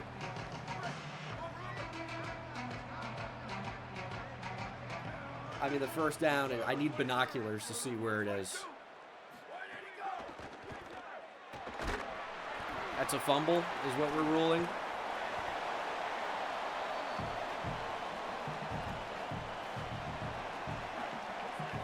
I mean, their D-line has just activated. We need to convert a 4th and 45. We can't even reach. Can't even come close to reaching. It's intercepted. I mean, they brought out prime O.C. Manura for that drive. 19-10, Troy gets the win. That was a tough one. I will say it's like typical play the moments, where it's my own fault for sticking and play the moments, where we keep getting the third down stops and they don't give us a chance to score to take the lead. Hey, if you're listening at EA and you control play the moments, add in, hey, you're down, take the lead. Hey, here's a drive, give us the lead, please. And this is the problem that we expected to face. Things were looking good for Kevin Gooch. He's going to be headed to the University of Houston. They offered a scholarship. They're recruiting him pretty hard. We don't have a chance at this point. So that's been happening with some players, and we knew this was a distinct possibility. We've got to try and put some of these recruitments away. And again, we do not have the NIL to be able to do that, really. So we're just going to have to focus on a select few players and just hope we can make a big difference here. So we've got 35 hours right now. I think upping it on Manu Slaughter is going to be a good idea. Get a center in the mix.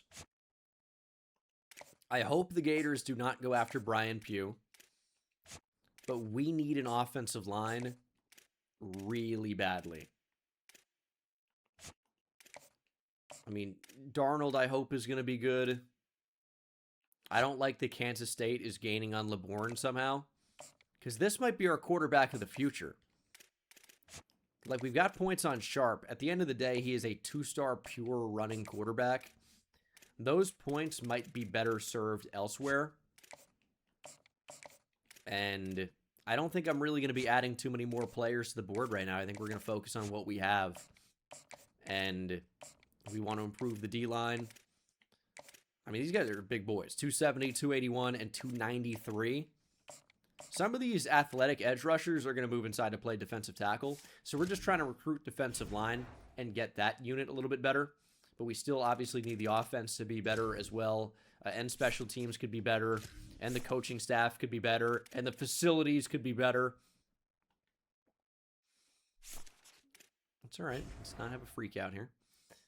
We are 3-4. We took our first conference loss. That's okay. Losses will happen. We're 2-1. We could play our way into the Sun Belt title game. It's wide open. Is Coastal going to finish undefeated in conference play? Maybe, maybe not. This is week 9. There aren't any visits. There aren't any scholarships. We've just got to try and hope that some misguided soul will end up committing to UL Monroe. Week 9. We need to beat Southern Miss. We have home field advantage, which is like, we need all 100 of you to go crazy. Please. 3rd and 9. Carlisle's ice cold after the events of last game. And he's about to heat up, because there he goes. Austin Carlisle.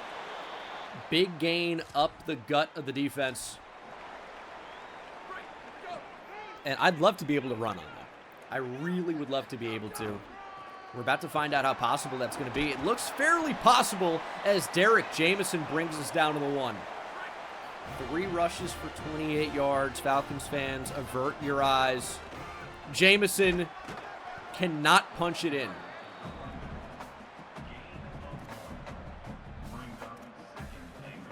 I mean, maybe we call Carlisle's number. We do. Touchdown, Austin Carlisle. Design run on the QB wrap. I think that's going to end up being a good play for us. We've had some success, and we got the ball back. I love getting the ball back. It's such a rarity. We got to go 4-4 here. And the conference win's going to be important.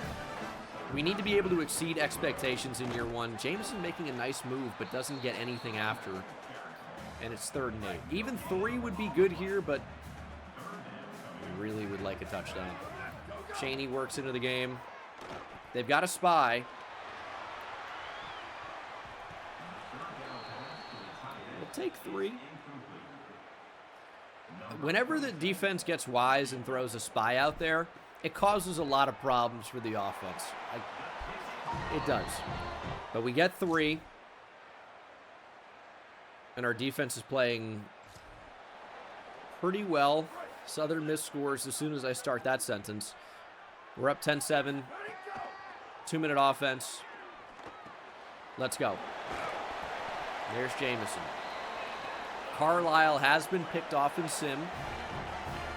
I maybe deserved an interception with the decision in the red zone, but it didn't happen. Good throw on the run. There's Trujillo. He ducks out at the 40, 41. I see sometimes that guys are open downfield. You just got to trust me. If you're just hopping in here, he can't make the throw. What he can do, though, is run. Austin Carlisle, untouched, touchdown. Dude, his speed is remarkable. When we actually get a good quarterback recruit, he's not going to be nearly as good at running as Austin Carlisle is. It's going to be tough to go back. He just truly has game-breaking speed for the Sun Belt. I don't know if it would play the same against the SEC, but it's game-breaking here against Sun Belt competition. 4th and 18. This is a weird go. I guess maybe not so much. I thought maybe we could get to him and have some time. But we're going to go into the lockers up 17-7. And we're going to have the football here for the second half. We've allowed a lot of points very quickly before, but I'm going to tell you, we are in a position to potentially ice this thing. Don't fumble. It really could be as simple as that. If we make this 24-7, it's going to be really tough for Southern Miss to get back in this game. Give us a block. Give us something. I think Jameson nearly had a touchdown there, but his arm's bothering him, so he can't run as well. My arm hurts so bad, I'm losing speed. Anderson brings us down to the 1.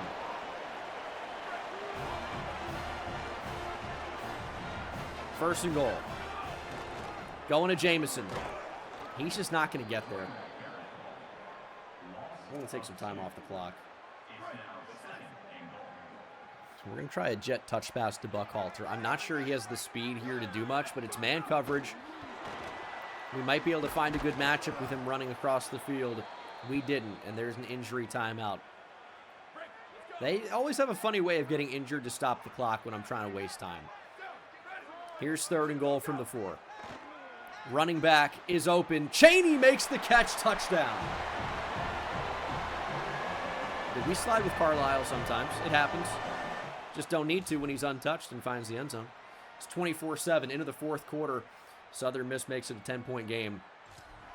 And they're, of course, going to leave the offense out there on 4th and 6, down 10 with 3 minutes to play.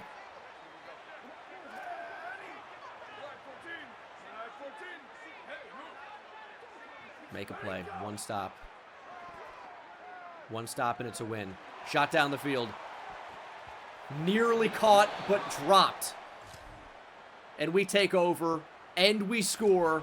That's going to do it. It's 31-14 with a minute and a half to play and no timeouts. This would be the worst loss in the history of organized sports if we don't win this game. Okay, don't do anything crazy. We're going to improve to 4-4. Dude, I'm telling you, we have heart. We're nearly bowl eligible.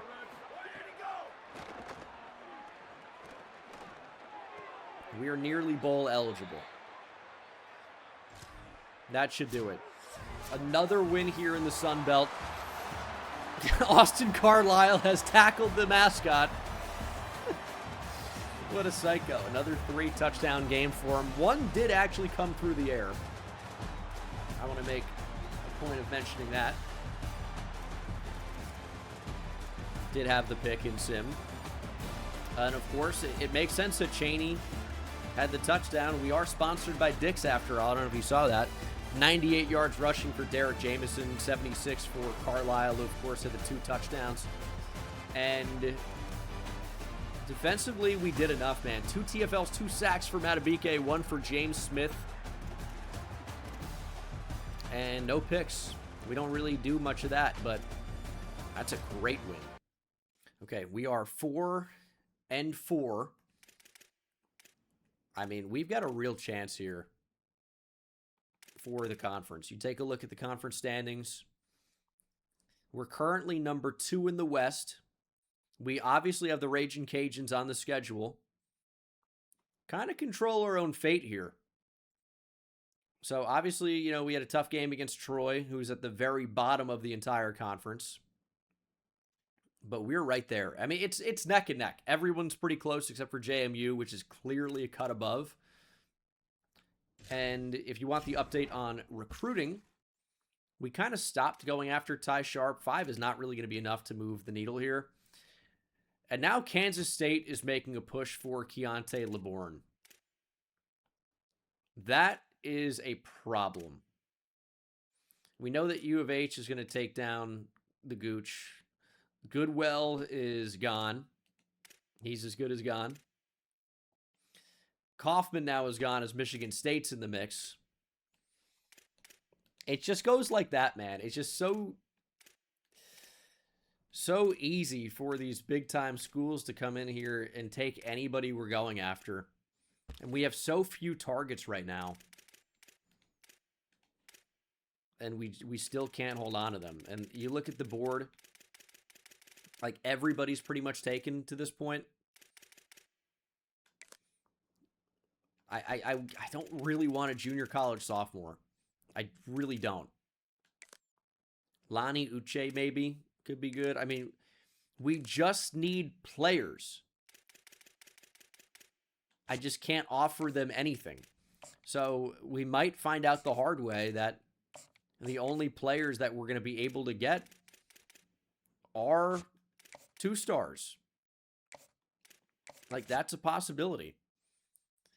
We have F program tradition and F championship contender, so we really can't even sell Keontae LeBourne on anything. We're just in a particularly tough spot. I don't want to start going after the 2 stars yet. We'll see what happens. If we can just get bowl eligible, I would feel good. I don't think we're going to go 8-4. But if we can finish with 6 wins, that would be great. That's what we're aiming for. Okay, this is a rivalry game. These ones mean a little bit more. But hopefully that means we're going to play fired up and steal a win. On the road, it's always going to be tough. And we got to remember, like, we're still really bad. We're still so bad. So, like, anytime we can get a win, it's such a massive win. But the thing is, we're just going to have to do this again next year. That's a huge hit. I think we took him out of the game. Because you need sustained success to look better to these guys so they want to be here. That's got to be a pick. It's dropped. How am I not timing this? That's a major, major swing in the game if we can get the end zone interception there. Red Wolves up 3-0 early. We already secured the road win, thankfully. And I think it was just the one. 49 yards on 4th and 18 here. This is going to be a tough one. But to tie it up, that looks pretty good. All right. We might be able to drill from 50 if we're good enough. That's going to tie it up at 3. And it's a lot of simulating is happening. And not a lot of scoring. Which I guess is okay because we're not allowing points. Here's 3rd and 10. Something weird about this. Quarterback airmails him. And we've got a chance to get some points here. 1:11 on the clock. Looks like their safety's pretty good. There's a throw. Anderson can't reel it in. A little bit high. A little bit high. We're going to have to run here. It's a good block. Good enough. 4 rushes for 5 yards. That's what Austin Carlisle has done so far. That's not good enough, obviously. Jamison will pick up the first here. We've got 49 seconds. We really don't have time to waste. We've got to get down the field. Buckhalter in motion. We're getting on the move. There goes Carlisle. Unnecessary hit to take, probably, but certainly a good play. We have all of our timeouts. Carlisle's on fire. Human joystick is activating. We're going to trust the arm. Why would we? It's like trusting a pathological liar. Why would we trust the arm? Ray, thanks for the tier 1.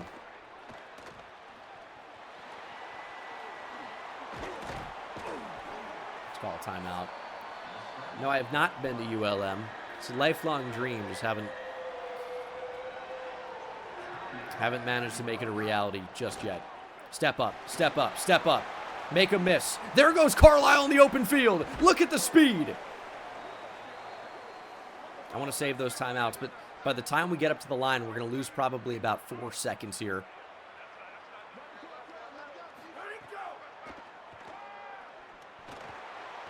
Oh my God, Anderson makes the catch, diving, knocked out of the 2. His arm is unimaginably bad. That was nearly disaster. 10 seconds, 2 timeouts. Cheney with the give, touchdown. Let's go. All the way to the bank.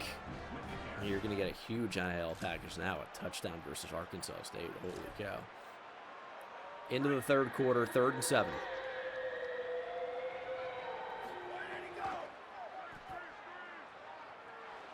Just stand in the pocket, make the throw. There's Anderson. Look at the power down to the 5. Austin Carlisle flexing the arm talent in this one. 79 throw power, never looked so good. 1st and goal. I mean, why are we being crazy? 2nd and goal. Jameson this time, touchdown. Leroy Dankins, thanks for the tier 1. 17-6 Warhawks. Into the 4th quarter, holding that lead right where it is, and we're going to get the football back. 3rd and inches. Dude, we're cooking right now. It's like a shit stew, but we're cooking it. There's Cheney with a nice move. That's a 1st down, and that might actually put this thing away. Cheney averaging over 6 per carry. But it's 3rd and 10.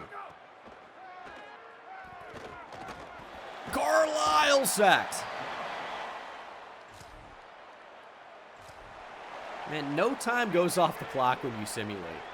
Like, we've lost 10 seconds here, and it's we just had a 4th down. They didn't use the timeout. And they're already in the spot. Knock that shit down. No fly zone for Parker. No chance. Let's end this. I mean, scoring points is good for morale. So, we'd love another touchdown here. No way Arkansas State's calling timeouts. Do you think you got a chance in this one?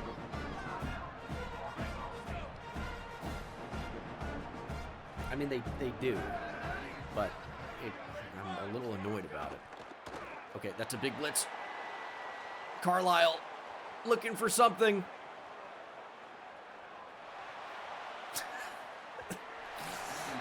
That stops the clock, unfortunately.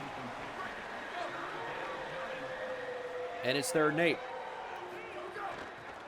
And it doesn't matter. Cheney again, touchdown. He owns Arkansas State. It's going to be a big rivalry win for us.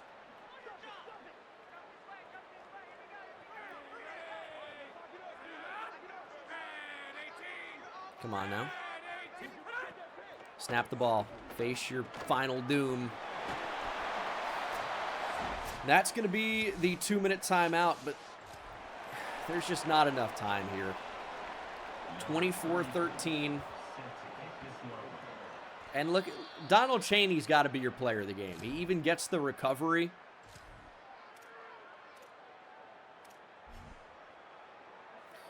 Third and 6. We're going to leave the offense out there. Let's take the top off the defense. Not possible.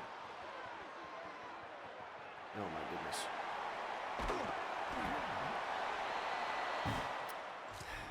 Probably should have just taken the win. But we get the win anyway. 24-13. Another rivalry victory. And Donald Cheney is your player of the game. 12 for 75, 2 touchdowns. I will say the graphics are great this year. It does look great. It makes the players feel more real, I would say. Which is kind of I guess these guys are real, but you're still in video game land, you know what I'm saying? Big rivalry win, though. We kind of controlled this game throughout. It was close early, but we certainly controlled it. I'm sorry that the former Longhorn Trey Owens had to get dominated, but hey, listen, I can't be responsible for how well I coached the team up. Gene Dangus doing what we do. Touchdown for Jamison as well, but Chaney had a great game. Did fumble at one point, but great performance. And then defensively, 2 TFLs for Matabike, 2 more sacks. The freshman's had a really nice year for us. A couple of multi-sack performances, and we continue to roll here. We actually have a record above 500. And I think the thing that really stands out, if you go ahead and check the schedule here, ULM, for a team that's horrendous, actually has a lot of rivals. And to go and beat Louisiana Tech in a rivalry game, to beat Arkansas State in a rivalry game, we got Louisiana coming up next. Our final rivalry matchup of the year. They're 3-1 in the conference, 5-3 overall. That's our big competition right now in the Sun Belt, because they could very easily keep us out of the championship game. Easily could. However, if we beat them, we're in a prime position to take it. We kind of control our own fate, which seems interesting as a team that's 5-4. We're 1 game away from being bowl eligible.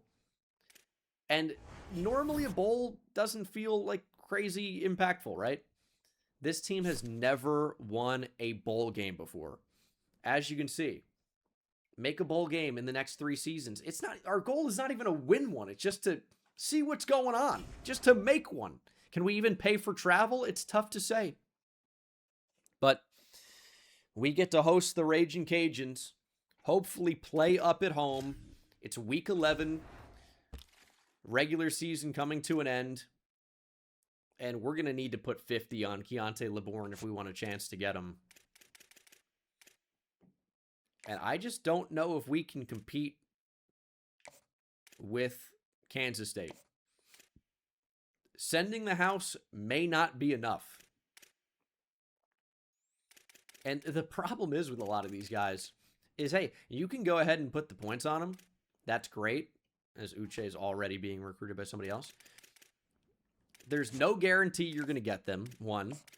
And even if you do, there is 0 guarantee that they're even going to be good. We don't really have the hours to scout anyone after the first week. So it's really one problem after the next year. But we just got to focus on continuing to win. The Raging Cajuns are only a 67 overall. I feel like this is absolutely a game we can win. We're going with the blackout. Let's get it done.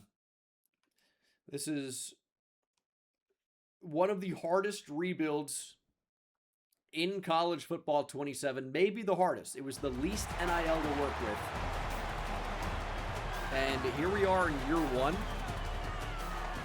Potentially on our way to play for a Sun Belt championship. We shall see. There is a wager in the chat here. There's a reason to join the stream. You can bet your Bengal Bucks. Carlisle over under 109 and a half passing yards. There are actually people taking the over. We'll see what happens. Whatever we can do to win, this is a good start. We get the football. Big drive to take the lead. Everyone's on fire. Hopefully that means crisper routes. Hopefully that means catching the football. And Carlisle already out to a gain of 16.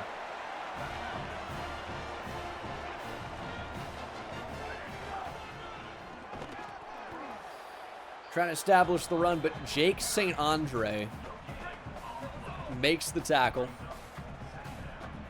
Forces 2nd and 10. We're going to get on the move.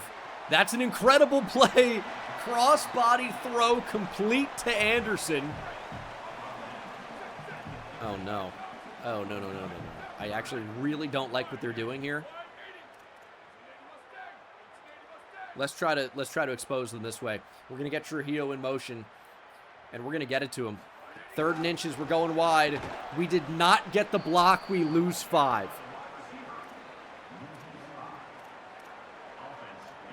It was a gamble. It didn't pay off. We're going to leave the offense on the field on 4th and 6. They're going to drop the linebackers. We're going to try to run. We're going to get it. Carlisle converts.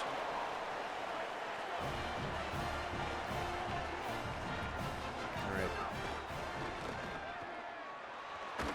It's going to be intentional grounding. Can we not throw it in the direction of a receiver?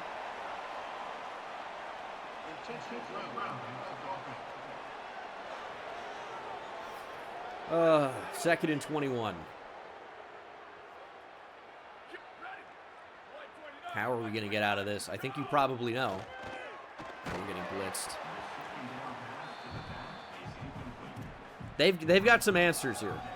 We really haven't faced a team that's sent heat. It looks like the Ragin' Cajuns are the exception.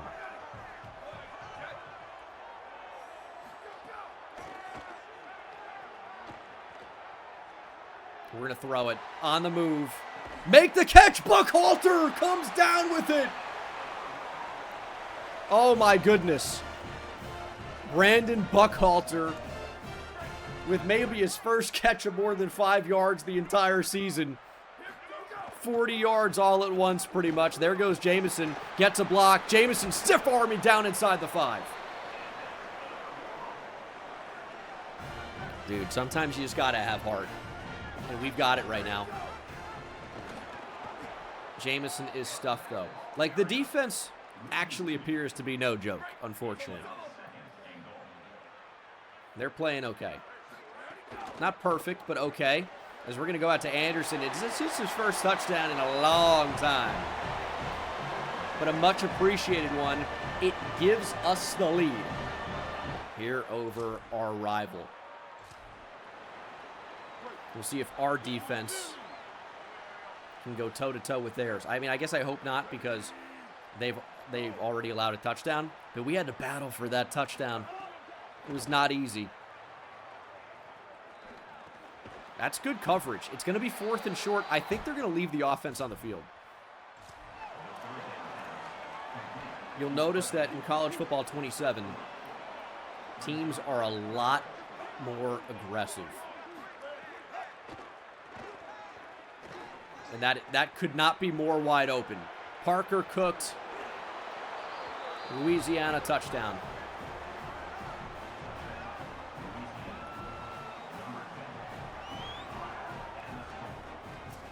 I mean, you just can't run man coverage, I guess. Russell Babineau had 10 yards of separation on a crossing route.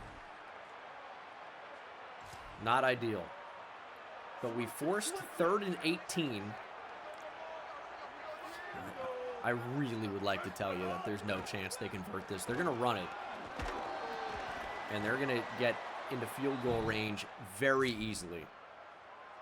And we are not capitalizing. 46-yard rush allowed. It's already 10-7, and we just don't get a chance to answer. We need a big hit, man. That's the 2-minute timeout. We should get a moment after this, though. Hey, two-minute drive. Get some points. So we're going to call some timeouts probably in order to save as much time as we can. Okay, that's actually very helpful. Lunch Winfield makes the catch. Or throw. Makes the throw. Okay, it's a heck of a name. He's going to try to run. He's going to get tackled. We're going to call a timeout. They're going to take 3.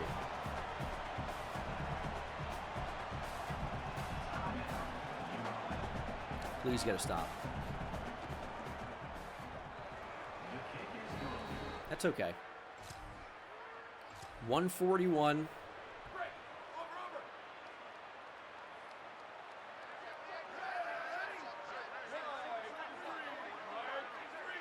Need a good drive here.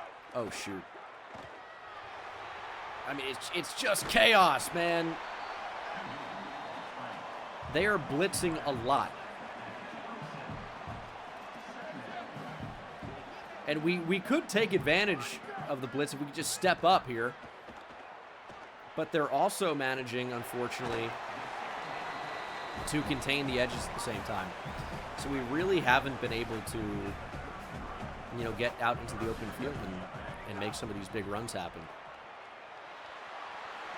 But there goes Carlisle. He's surviving contact, doing a pretty good job.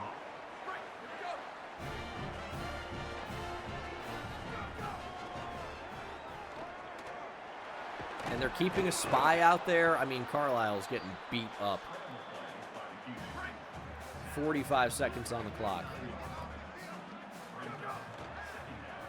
A little lob over the top. There's Anderson who makes the catch. Still have 2 timeouts. I just stick to 4 verts here. See how they want to defend this. We're going to step up. We got a good lead blocker. There's Carlisle. Let's go more hurry up. Unfortunately, I just don't trust the arm to read any side of the field and make a throw. But if it's out quickly enough, we might have something. He's out at the 11. 20 seconds on the clock. Still 2 timeouts. It's a good drive, but that's just, you just can't make that throw. There's no upside. There's no upside there. Only pain. We're very lucky that was not picked. 3rd and 3. Stepping up, Carlisle. Make a miss in the open field. He does ACTD. Austin Carlisle hits the Heisman pose. Okay. When's the last time a ULM player won the Heisman? I'm going to say it's probably never happened. That's a great move in the open field, though. 14-13 into the 3rd quarter now. And this is a big 3rd down. They all are. We got a chance to get him off the field. Oh, Bailey pushing the pocket. He's going to run. He's going to run. He's going to run. I'm hitting right stick in. Go after him. Somebody. They're driving.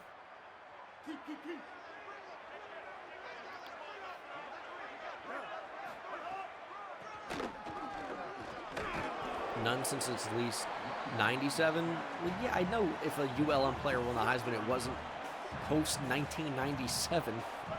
Unless you're talking 1897. I could see ULM winning a Heisman in like 1930.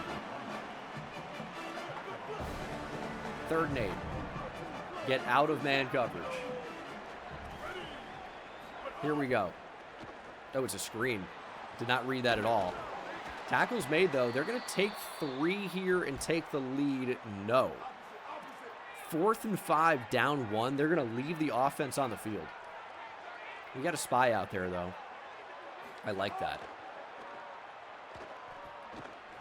To the end zone. How is he that open? LaShawn, thanks for the tier 1, buddy. 19-14. I'll tell you what. I know what happens here. Shelton Sampson, former LSU guy, right? Maybe? I know what happens is we don't get a chance to answer, and they make it 21. We're stepping in. That's a fumble. That's a live ball.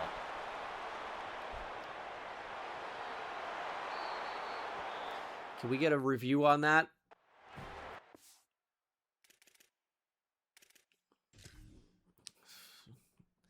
I mean, that's a tough sequence. They're just killing our O-line right now. Like, I guess the ball needs to be out to this guy. I still don't think we can throw.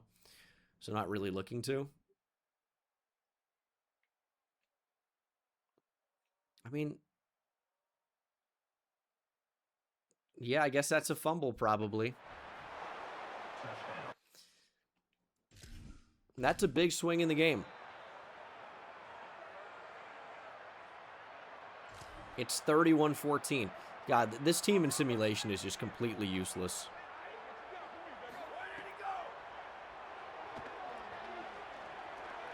Make that catch, though. All right, that's great.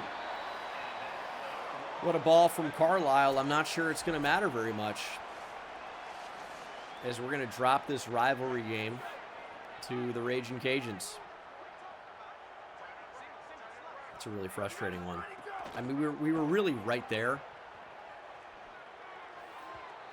And the thing is they're like smart, I guess. They've realized what we do well, and it's run with the quarterback, break, contain.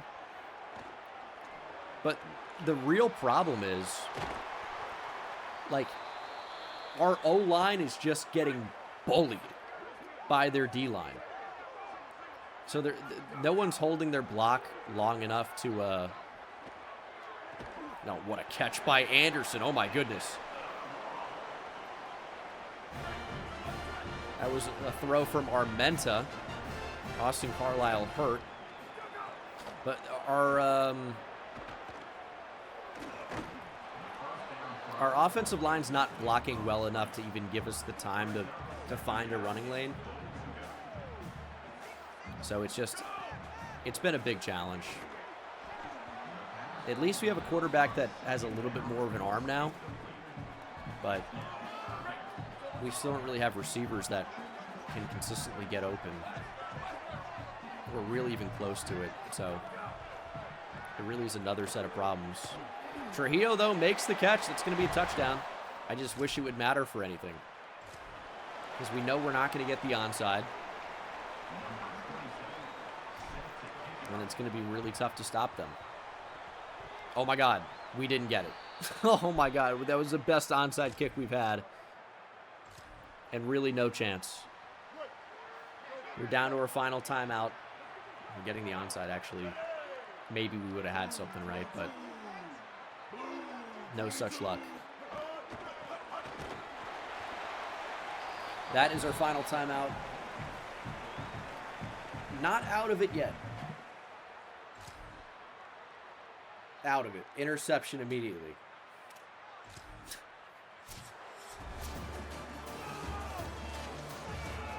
These moments are going to make me commit separately. 31-21 is your final. Bullied by Louisiana. We had App State on the schedule. I want a quick look around the league. Heisman Watch currently has Brad Jackson from Texas State in the lead. Trinidad Chambliss not too far behind. Cam Vaughn and Bear Bachmeier currently competing. 4 for 33 and had a touchdown. A heck of a Heisman contending game. If you look at the conference standings, that loss is probably enough to do it. Like, we're still in good position in the conference, right? But we need the Raging Cajuns to lose now to somebody else in the conference, and we need to win out. It's just a tough ask. But it's been a good first year. We're 4-2 in the conference. We've won a couple of rivalry games. Like, we've performed well overall. You check out the CFP Top 25 currently. James Madison is expected to be in from our conference, of course, as the big Group of 5 school, performing well this year. And Nebraska's made some type of a turnaround. They're 8-1 in a top 10 team. Okay. Nebraska's back.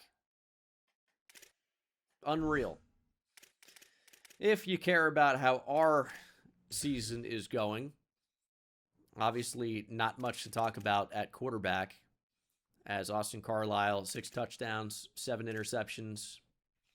Not really that great of a year, but he's featured more as a runner, of course, where he's got 868 yards and 13 touchdowns. The other backs have been fairly good, but it's been tough to stay consistent, especially when we're playing from behind. Bryce Anderson has had a pretty good year, but you look at the deal breakers for a lot of these guys, they're not even really good, and already we are not meeting their deal breaker. Bryce Anderson at a 71 overall needs C+ pro potential. Otherwise, he'll highly consider transferring. We've got C-. We're not getting anybody drafted anytime soon. Moses Matabike, though, has played great. He needs C championship contender. We have F. Not amazing. 2 interceptions on the year, though. Everyone wants to transfer. Are you seeing this? Everybody. Everybody wants to transfer. In order to stop those players from transferring, we will need to give them money. Part of our NIL budget. Here lies the problem. We don't have any. And we are losing Keontae LeBourne to Kansas State. Like, our only option might be to try to sway him if we can get, I don't know, like this would be better. We at least get conference prestige if that lands. We need something with proximity to home. Obviously, that's our big grade. But there's just not enough there. And we don't really have a high chance of swaying on, it says medium success rate, but it may just not be enough. But maybe it's our only chance. And to get another A-, maybe it's enough. It's not great. So I guess we'll try and soft sell the other part of this. Like, our grades are just bad. But it's something to do with the 20. A, F, F. It's not great, but maybe that's going to be enough to get Keontae LeBourne, who we don't even know if he's good. Unfortunately. We are closing in on some other potential commits. We just don't really have the hours to put any of these away. That's the big problem. So we need to start getting some commits now. And there are just none coming. So we're trying to do the most with these hours. I still feel like we need a quarterback. This scrambling thing, as you can see, is just not going to work against every team. It works really well against some teams, but when it doesn't work, it really doesn't work. We've got some upgrades, but of course, throw power is way too expensive. We've got really no chance to upgrade that. So I guess it just comes down to accuracy, but I do know that IQ plays in Sim. So getting his awareness up is going to be somewhat valuable. Getting his throw on the run up is going to be somewhat valuable. So we'll upgrade the team. We'll try to give ourselves a better chance of winning and head into the final few games of the season. At App State. Not really a game I'm looking forward to. I mean, aesthetically, it'll be nice. Boone, North Carolina is beautiful this time of year, I imagine. And you get to play in this cool little stadium built into the Appalachian Mountains. However, I feel like they're going to have a little bit of a stadium pulse going on. I feel like they're going to have a fairly talented roster. Fly guy, thanks for Prime.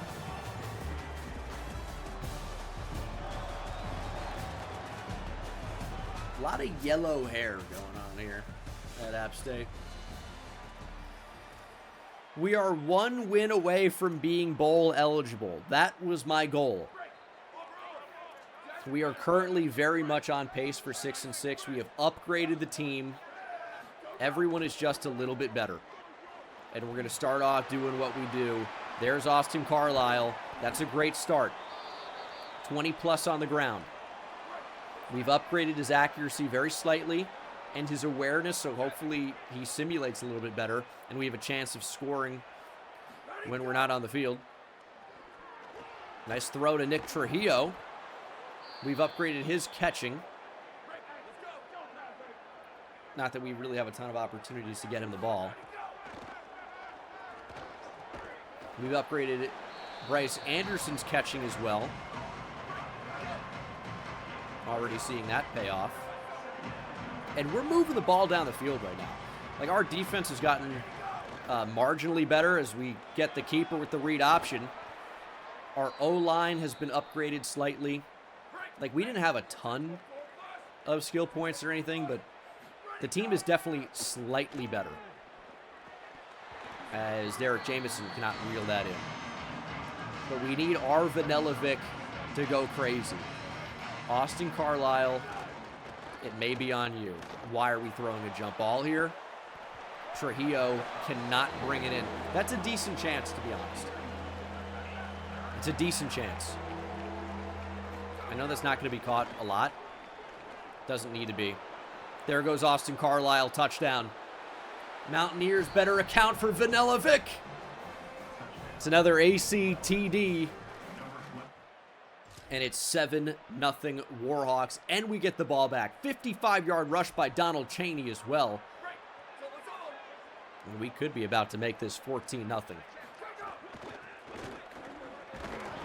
Derek Jameson gives us a couple.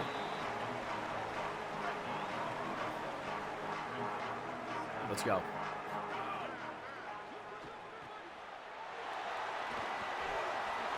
They dropped back a defensive tackle in coverage.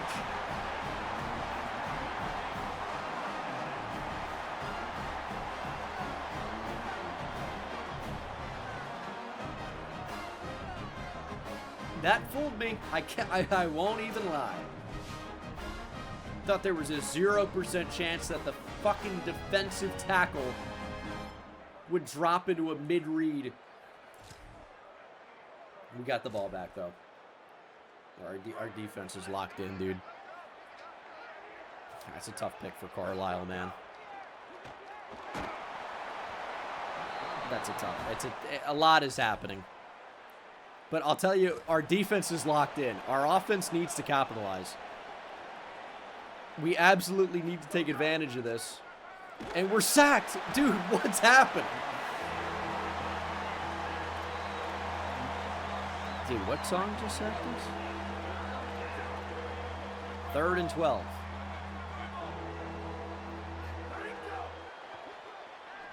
That's going to be going the other way. It's going to be pick 6. Austin Carlisle, your only hope. All right, big tackle. He's got 2 tackles. He's got more tackles than completions. And finally, our defense needs our help. Why are we throwing the ball? I mean, obviously, in that 3rd down, we have to, but it's just going badly. It's just, don't say almost had a Jason Street moment. Do not say that. Wide open. Big hit. I'd love a fumble one time. Dude, we've had every opportunity to basically put this game away in the first half, and we've capitalized on none of them. That's going to be a touchdown. Oh, good defense. At least good recovery. Yeah, our O-line's getting smoked. It's becoming a really unfortunate trend.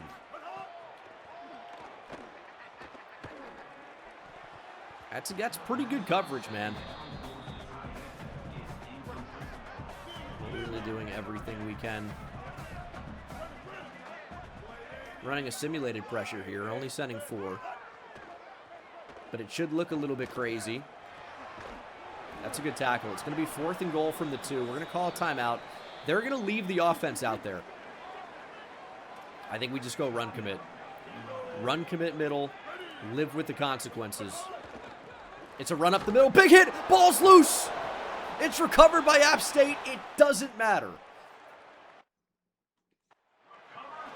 Ball starts on the 2. Good defense. I mean, it figures the only time we'd force a fumble is when it doesn't even matter.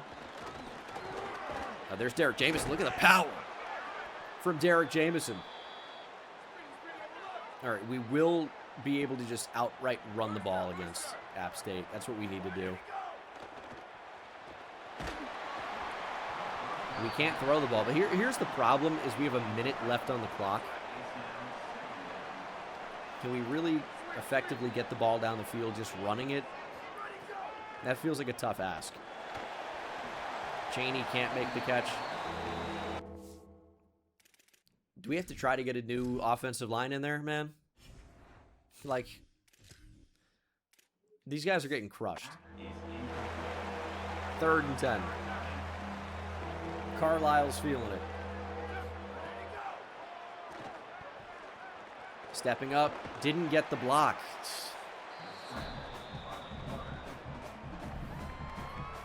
And it's 4th and 4. Catch him off guard. It caught the game off guard. The camera didn't even change. Went with the fake punt. They were pretty ready for it, I guess. Sometimes you got to see. And we saw it. I didn't like it.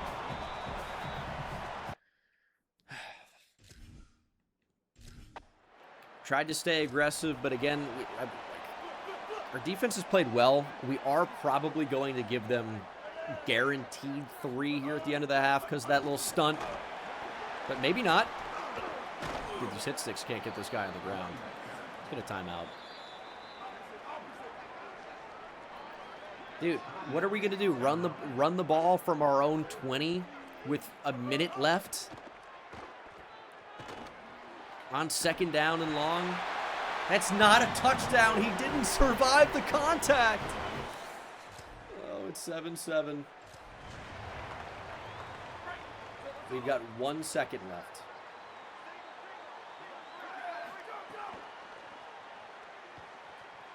Gonna have to try to run. Maybe a block materializes. One did not. And we go into the second half tied at 7. We've had absolutely every opportunity to put this game away and have not been able to do it. We're gonna run the ball on 4th and 1. Chaney just about gets it. And it's another 3rd and 8. I'll be honest, I am tempted to just keep it on the ground here. Because it's what's been successful. And yet, we will throw. They're blitzing. Oh my god.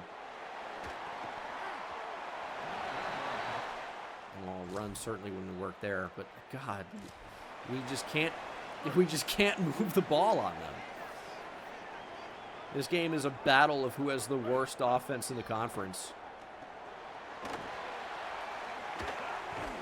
And I'll tell you, this back, Malachi Singleton, just keeps feeding him, and he keeps surviving the contact. And they keep going for it on 4th down. This is 4th and 5 from the 41. It's a good time to go for it. Hopefully, though, we are able to get the stop.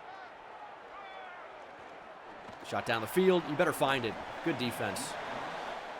Okay, please. I don't know what just happened, but a lot's going on. 3rd down.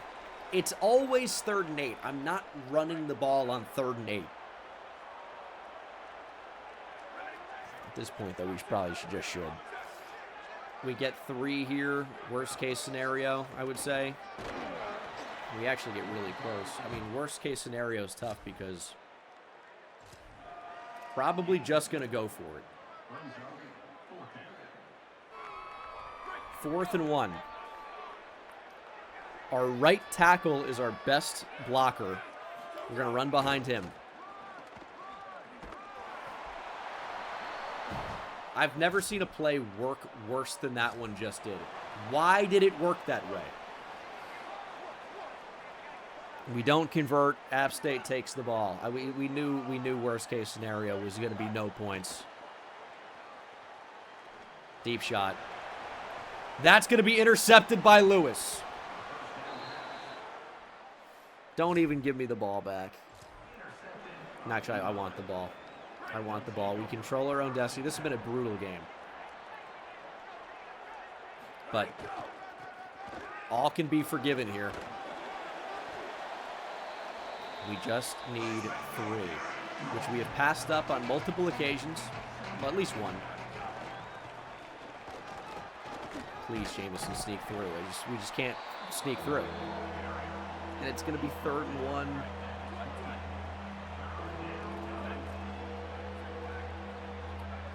How bad of an idea is a jailbreak screen here? Pretty bad.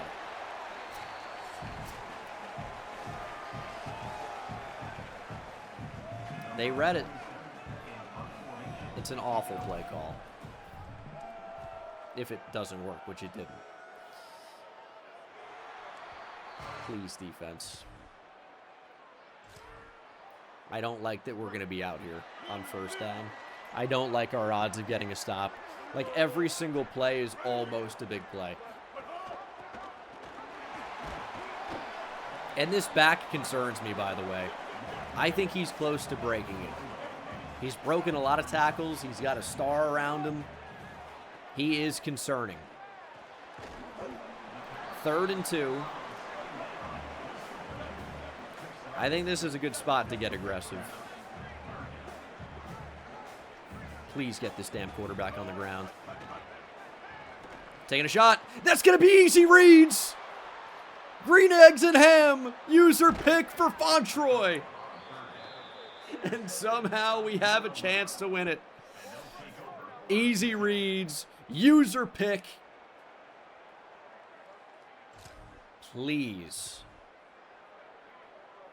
Can we just get in position to win the game? Imagine watching this game. There goes Carlisle. A fumble there would be so fitting. We are into field goal range. App State is calling timeouts. The writing's on the wall. They know what's about to happen. There goes Carlisle. Let's just slide. App State rips their second timeout. Oh boy. It just feels like we're going to miss a kick or it's going to get blocked or something. It's just this game's been a disaster. I'm excited for it to be over. I really am. But with that being said, there's still 1:10 on the clock. That's basically one more play where things can go terribly wrong. Hopefully that does not happen. 3rd and 8. We're going down. Turning off chew clock. Setting up for the game winner. Got a little bit of wind working against us. This is for the win.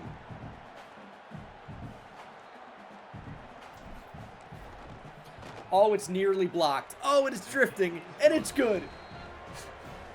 Warhawks win it. Oh my gosh, man. Dude, imagine you're an App State fan and you watched through that entire mess only to lose.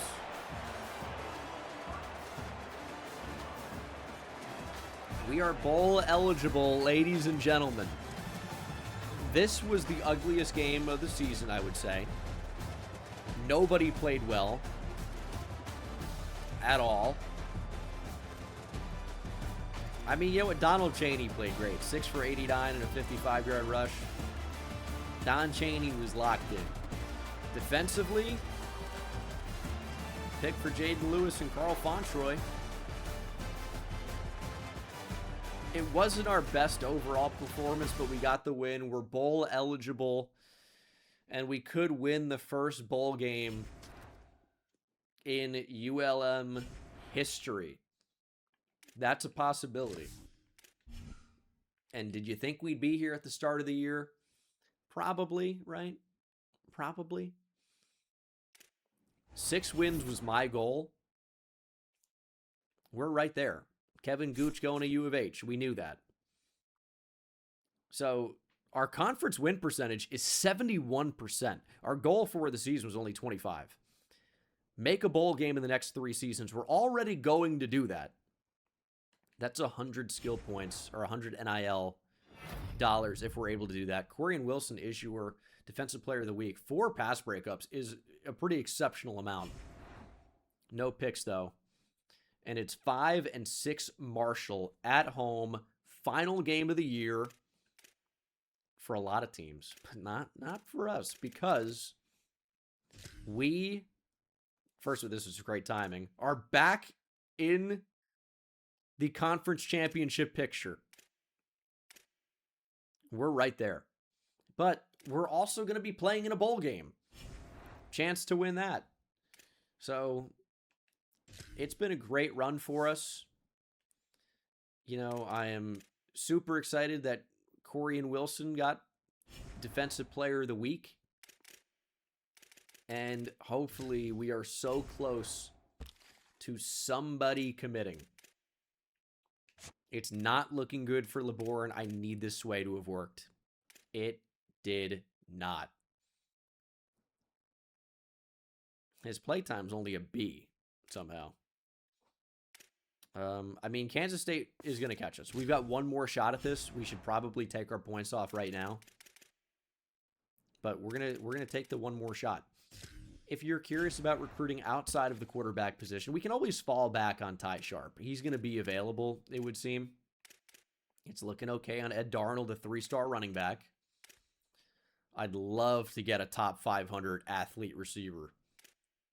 That would be sick. On the offensive line, we really have not had the hours to go after these guys. But center and guard are looking okay. Defensive line's looking okay. We just need 1 or 2 3-star recruits that can lead us in the right direction. And once we figure out if we got a chance at this quarterback or not, that's also going to open a lot of things up. But final game of the regular season. Marshall's actually okay, which concerns me a little bit. But, you know, we, I think, can still beat them. Got some cool uniforms to choose from. But, I think we're going to go full maroon, maybe, for this one. It's a crazy combination. Maybe the black. That looks a little crazy. Anyway, let's go with the yellow. Look good, feel good, play good? I don't know. We've got a really good chance here to finish with 7 wins in the regular season. Let's go out and make it happen. Marshall's pretty good. Like, 5-6 doesn't seem too good, and then you realize we're 6-5. And if they win, we have the same record. Their conference record has not been as good, though. That's what really makes me doubt Marshall. But at the same time, it's like all of our wins are pretty close. Like, we're not out here typically dominating teams. And our defense is always a problem. Hopefully we can lock in for this game at home. Give these fans something to cheer about.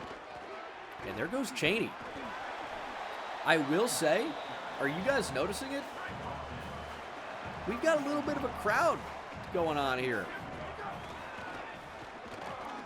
Got a little bit of a crowd working. We've got some attendance. It feels like the most fans we've had. All right, Carlisle on the move. They don't have contain. There goes Austin Carlisle. Make a miss in the open field. Yes, he fumbled. It's out of bounds. Strategic fumble. That's his first fumble of the year. It doesn't hurt us. He's ice cold even after a big game. He's worried about the fumble. Dude, it's totally fine. Don't do it again, but it's fine. Don't beat yourself up about it. Okay. Bubble screens get scary. You got to make a decision pretty quick on that. Thought we did. Trying to go to Y. And it's 3rd and 6. This is going to be one of those teams that can't handle Austin Carlisle. This is a 28-yard rushing touchdown. Hopefully that shakes the frost off. Big score to make it 7-0. And we get the ball back. Okay. This is where we keep it on the ground. Trust Dick Chaney. It wasn't the best idea. We actually should have known. We're keeping the offense out there. Marshall was not ready for it. They're actually going to call a timeout here. See if that comes back to bite them. 48 yards is makeable. But at the same time, it's kind of a long kick. And that's going to be an interception. No way. We greened it too. Is it just that bad of a throw?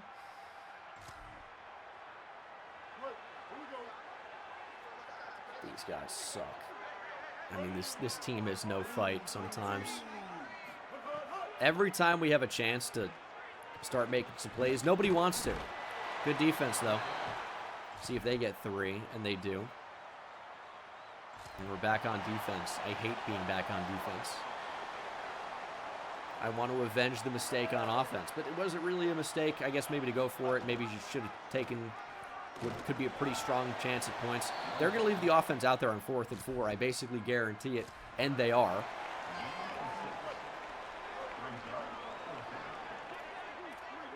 Let's go Tampa 2.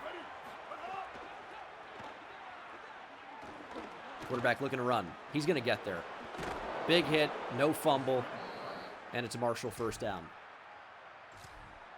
And Marshall takes the lead. The thing is, 48 yards with our kicker is not a given. Deep shot. We might actually have a chance here. Buckhalter nearly caught another one. He's a contested specialist. We've seen it once. Not there. We just don't have the arm to lead him. And we're going to get sacked. Looking for the tight end there, but he just doesn't have the arm.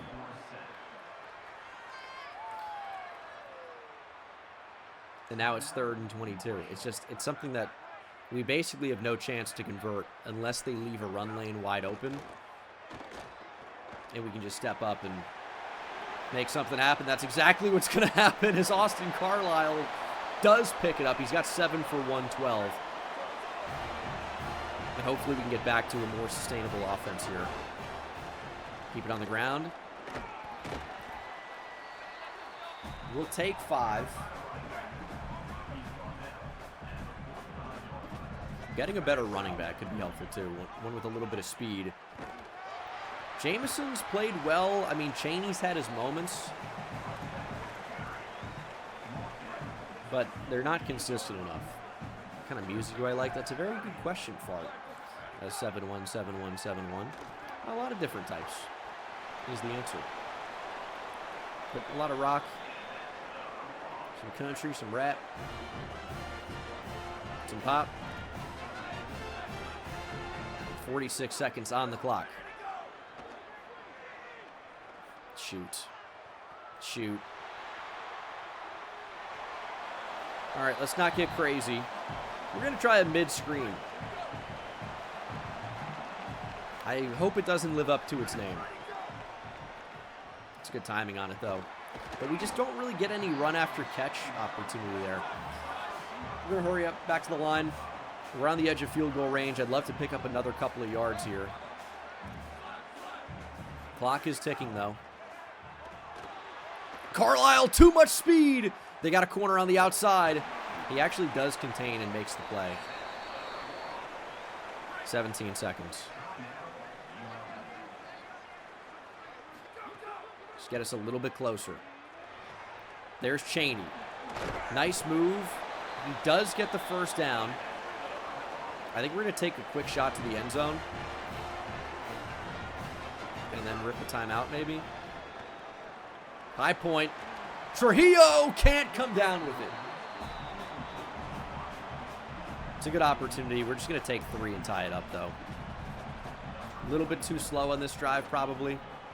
But at least we're going to come away with points. We've got an entire second half to play. We're down 17-10 instantly. And they've got the football back, and they are driving. They're almost certainly going to make this a 2-possession game here. Vontroy, big hit. It's actually going to count as a sack. But it is 20-10. It's 27-10 now. Nothing we can do. And that is going to end our regular season unless we have a miracle. He just doesn't even have the arm to throw a deep ball when the receiver annihilates the coverage. No arm, dude. And if you're new here, that's why we're running every play. He's got unbelievable speed. It'd be like if we had a pitcher that threw 105 miles per hour and we only threw ephises. If you don't know what an ephus is, it's basically a lob. Buckhalter makes an insane catch. I wish it would have mattered. I see people saying like cheesing with the speed quarterback. It's like we're using a skill our quarterback has rather than something he doesn't have. Although, bullet, we're back. Touchdown. We still need a miracle.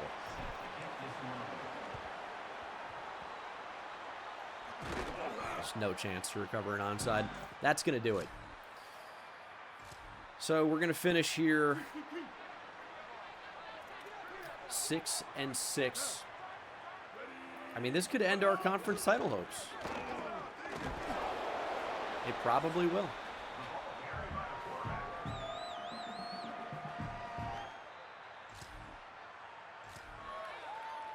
I mean, they're going to go for the win here. They've got no chill. And you know what, Marshall? I'm going to remember this.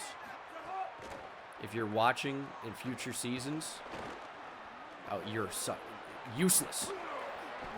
Please remember what happens to Marshall in the future. It will be legendary. We finish at 500. That was a frustrating game.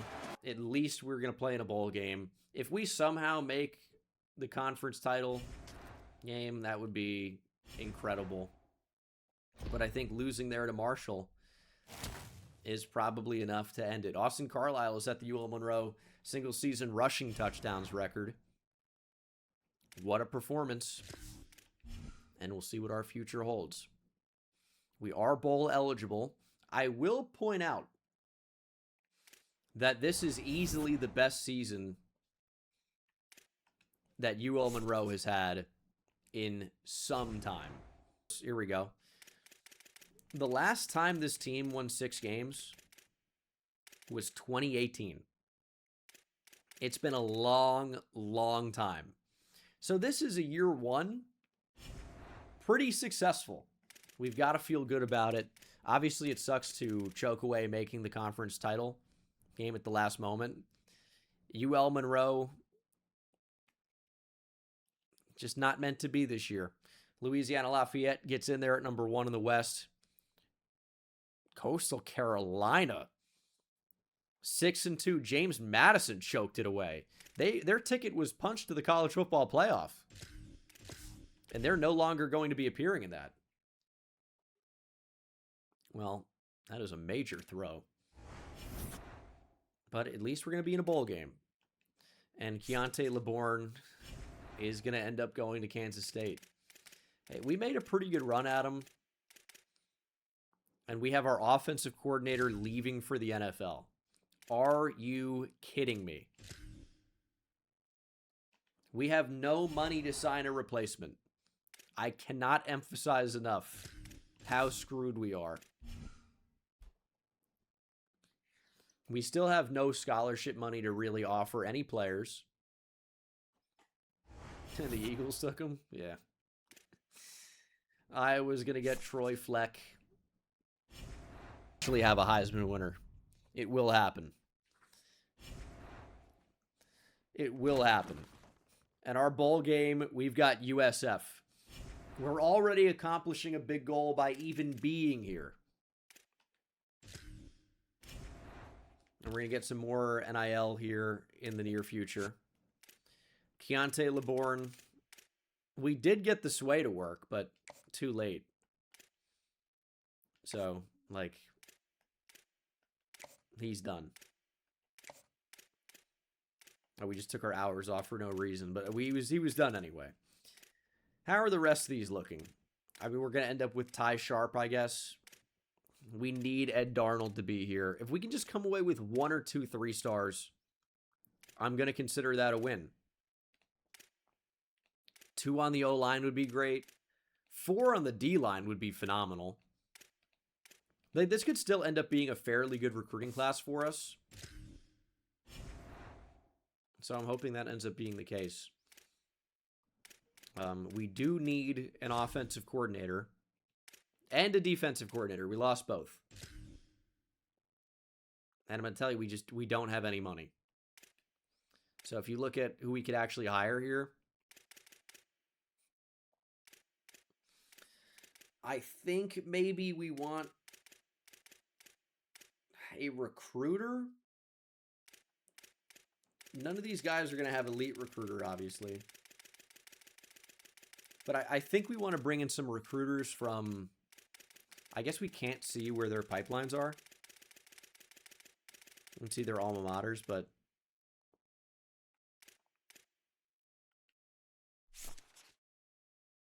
yeah, I mean, we gotta offer whoever we can get. That's the reality. He's expecting to not make any money because he knows he sucks. But we'll try to bring in some guys that can help us out. It is, it's a brutal couple of options, but beggars can't be choosers, as they say.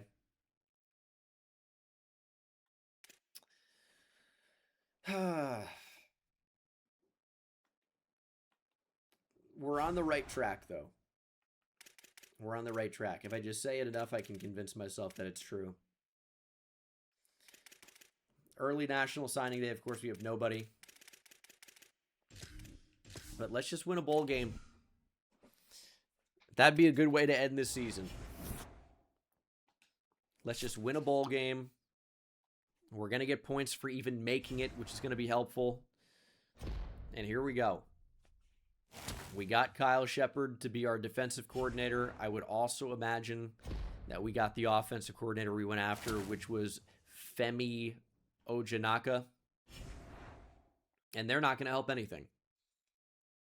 Thankfully, USF no longer has Byron Brown.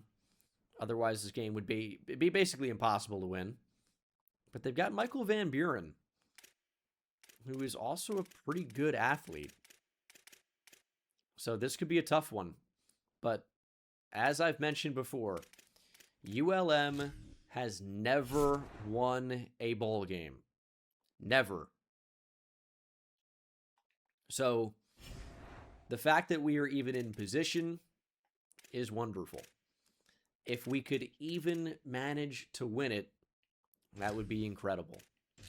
Here we go. There are 70 overall.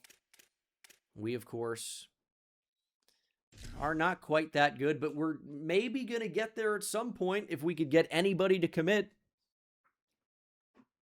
First Responders Bowl is a good place to get murdered. Yeah, you know what?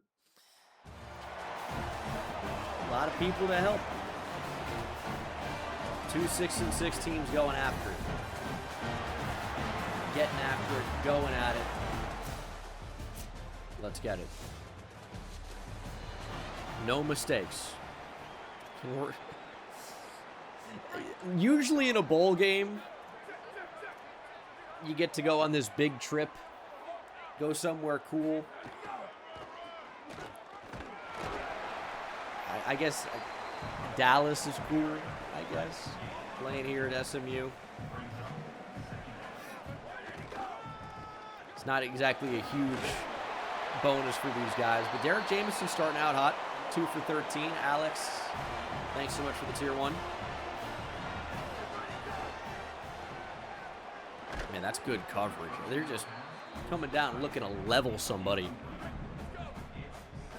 We don't even know who's going to be on this roster next year. Carlisle could be looking to transfer. Some of our star players could be looking to transfer. And there goes Austin Carlisle. 24 yards off the rip. Ryan, so thanks so much for the 5 gifted. Nearly intercepted. They blitzed. We tried to get rid of it quickly. It's not really even an option. If we ain't running, we don't have a chance. And there goes Austin Carlisle. Like, I wish I could rip some of these crazy throws. I saw somebody streaking up the middle of the field. But he just doesn't have the arm. We need somebody to be absolutely wide open if there's even a chance for Austin Carlisle to fit the ball into some of these windows. And that's nearly picked. There is a flag, though. Show me defensive pass interference. That's exactly what the call is. I know he's open at first. But we just can't throw the ball. And I think everyone agrees, and I just keep doing it anyway. Keep it on the ground. Let's go. Derek Jamison touchdown. Great start. Keep it up. We're not even watching the replay. We're not seeing the celebration. This is a business trip for the ULM Warhawks.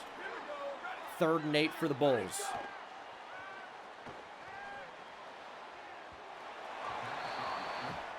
Wow, that's a bad throw. But I'm happy about it. They only get 3. We get the ball back, 3rd and 5. Carlisle keeper only gets 1.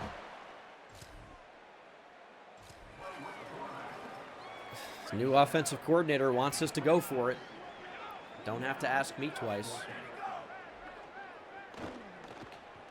Oh, look at Austin Carlisle. What a move in the open field. That looked really bad at first, but Carlisle's just got that dog in him. What a move. K-Bine, thanks so much for the tier 1. I appreciate you as always. Oh, Don Chaney with a gain of 9. Let's go. Owen, appreciate you. Dude, Carlisle's been a dog. He really hasn't taken too many hits, to be fair. We really haven't had any injuries, come to think of it. We really haven't had many at all. As Derek Jamison has nowhere to go, and there's an injury, but it's not us. Not one of our guys. Dude, you know what? There's a great value to that. We might have the best training staff that there is. Please break this tackle. It's just not happening. 3rd and goal from the 4. And we're sacked. We'll take 3. Don't need to get too fancy here. We've got the lead. Let's just extend it to a touchdown. Longhorns, thanks for the prime. What an insane name that is.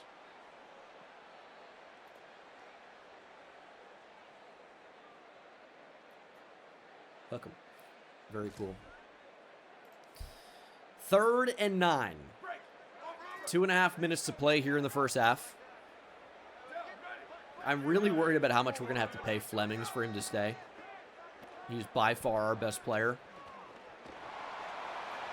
And Van Buren is still running. That's the problem. Like, you really see our lack of athleticism when the opposing quarterback takes off, and we just cannot react to it.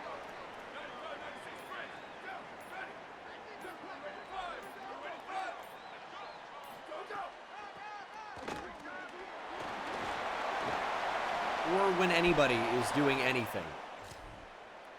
Touchdown, USF. It's 10-10. We have 1 minute and 4 seconds to get down the field. I would take 3 as a win. It's a great throw on the run, or is it? No, it's not. Allen, thanks for the gift sub. Whoa, whoa, whoa. Dude. Every time we get blitzed, we have literally no chance. 3rd and 10. We've got to run here. Good block. Carlisle with a weak dive ahead. We go no huddle out of this. 40 seconds on the clock. Still 3 timeouts. And we're under pressure.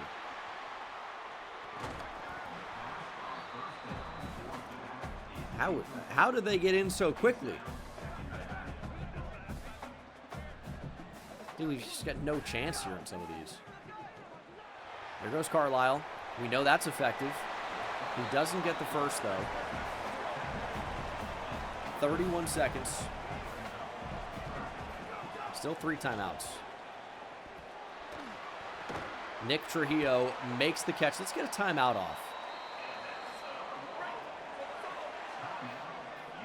If we could just get into field goal range, I'd feel so much better. And we're getting on the move again. It's just what we have to do. 8 rushes for 83 yards. If they don't want to defend it, we've got to take advantage of it. 21 seconds. They're blitzing. We're getting out. There goes Carlisle. Yeah, that's definitely the direction I wanted to spin. 14 seconds, still 2 timeouts. We can go over the middle of the field here. Let's throw a jump ball. Go up and get it. Trujillo can't come down with it. Nearly greened it.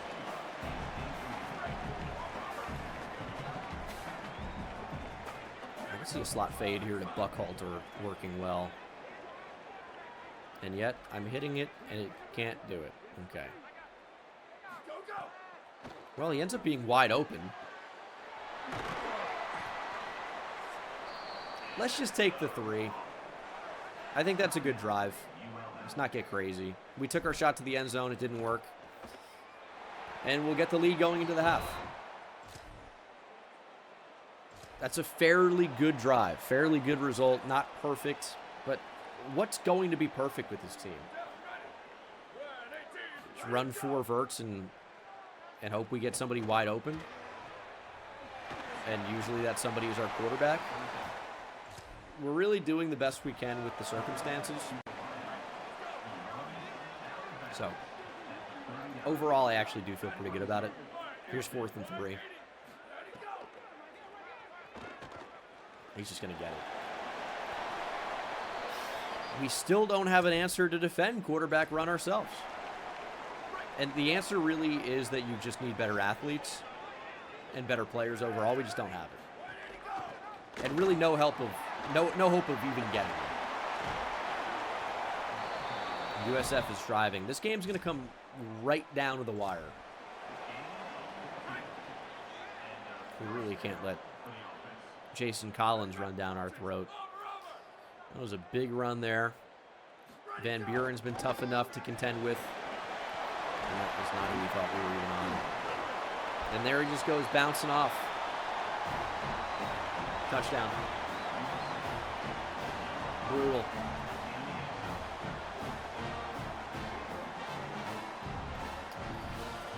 USF takes the lead. Going to be 17-13. And we've got a 3rd and 7.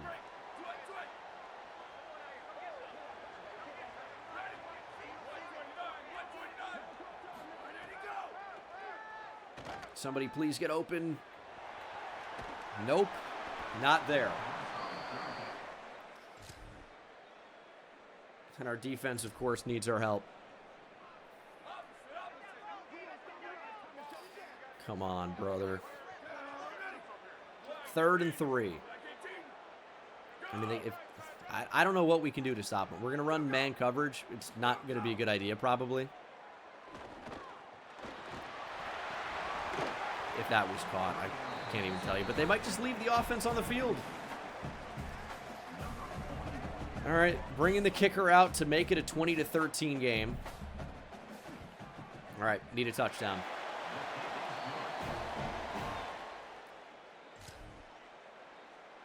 All right, we're driving, red zone alert, but of course it's 3rd and 8. It's like every opportunity is 3rd and long. And when I'd like to be able to run the ball, it's just not really a good spot to do that. They're blitzing. We got to get out. Let's go, Carlisle. I really don't mind when they blitz when we can get out of the pocket. But otherwise, man, it's tough. There's Jackson. He maybe gets a yard.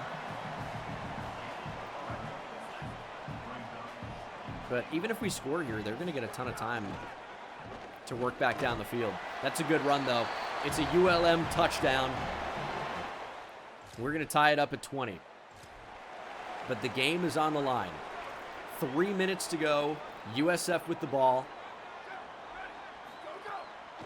They could very easily end this. I think they just have better athletes than we have. And we've experienced that the whole game. They've been a really tough team to stop. And the playbook should be wide open. Like, they could easily run the ball here, and they do, but it's Van Buren on the keeper, and he's dropped for a loss. 3rd and 8.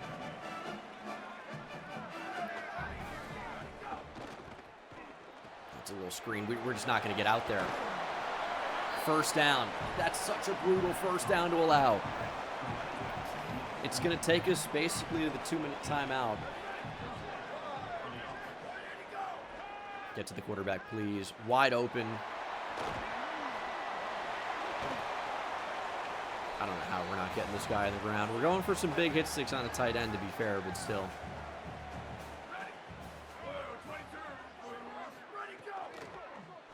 Oh, it's picked off by Howling! Oh my goodness, he's right in the passing lane, and Van Buren throws it right to him. Oh, I know all my dogs are going to be howling at the moon after that one. What a play to potentially win us the first responder bowl. Major clutch interception by Howling. They were killing us with the RPOs. And finally, somebody made a play. There goes Chaney. We only need 3. We've been in these spots before.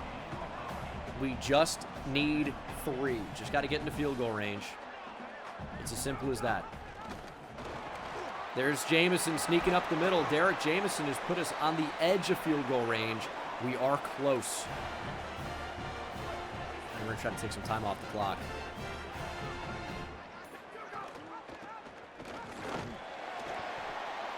USF, realizing what's going on, will call a timeout. I'm still not confident that we're in field goal range yet, though. It's close. And I think we keep it on the ground. And there goes Chaney, up the middle. That's field goal range guaranteed. USF with only one more timeout here. And their mascot has no idea what's going on. It's sad to see.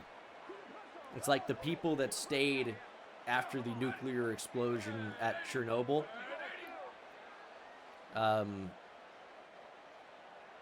You got to feel for them. They didn't know about the radioactivity. Here their mascot is gyrating like there's a chance.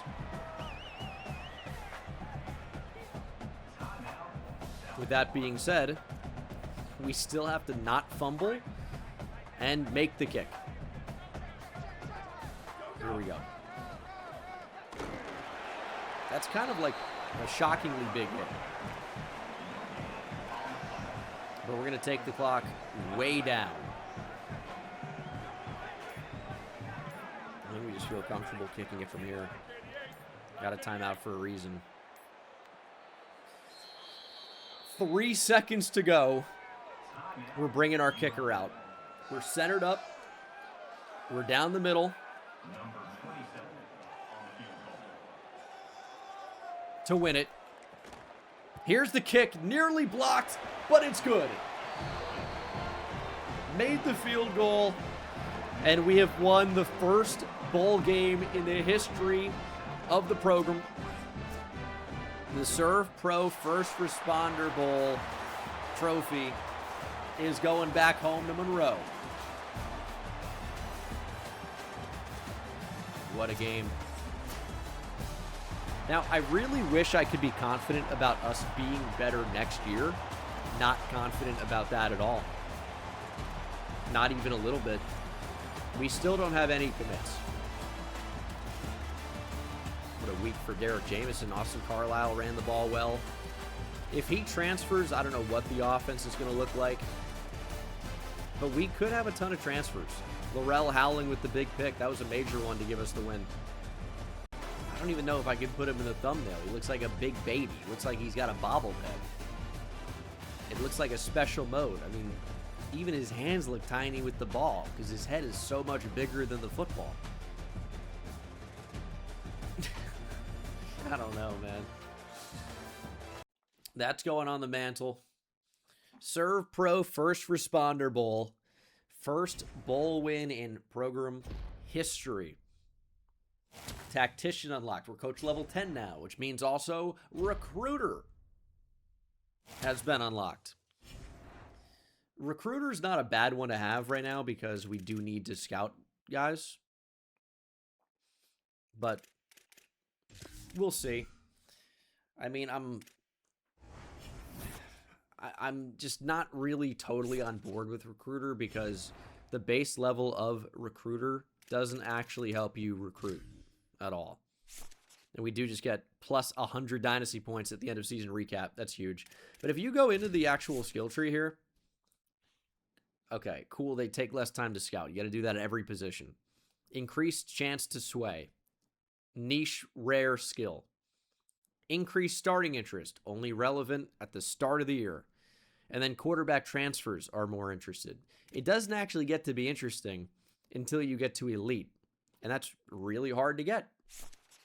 And costs a lot of money to get to. So that's why I go motivator now. And we just like to get to a point where we go and get the off-season training boost. I'm going to choose linebacker over receiver here because we actually have a linebacker, I think, with a chance to get drafted. Not this season, but if we're able to retain Noah Flemings, he's an 83 overall. I have seen 85, 86 overall linebackers get drafted. He's only got normal dev, but he's got still a little bit of a ways to be developed. So I think he's got a chance to get to 85, maybe overall 86, and that could be enough to get him drafted.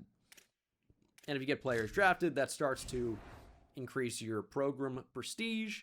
It does a lot for you. So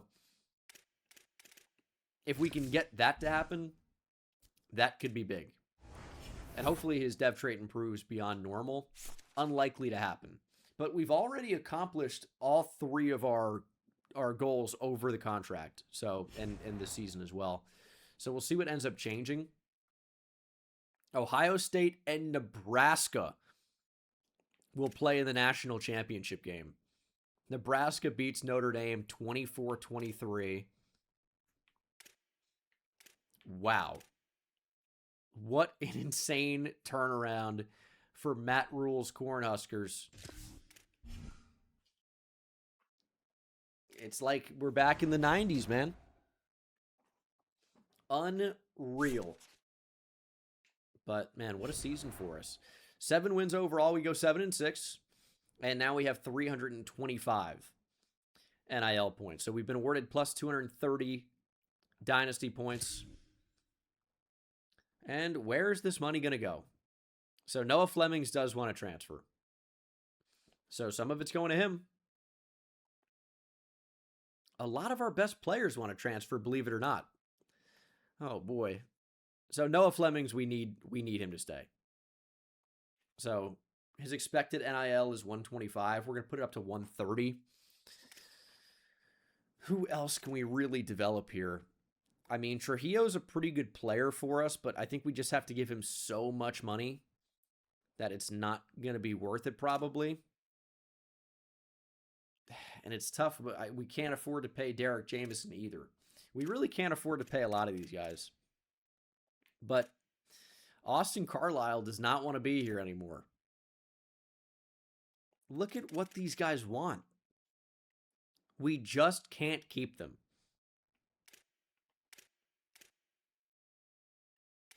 They all want more than what we have to offer.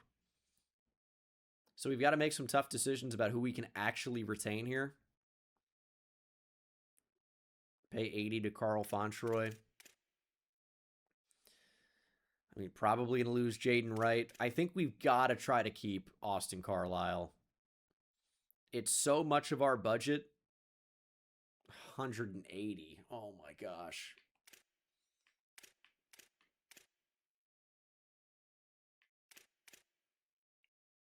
It's kind of brutal.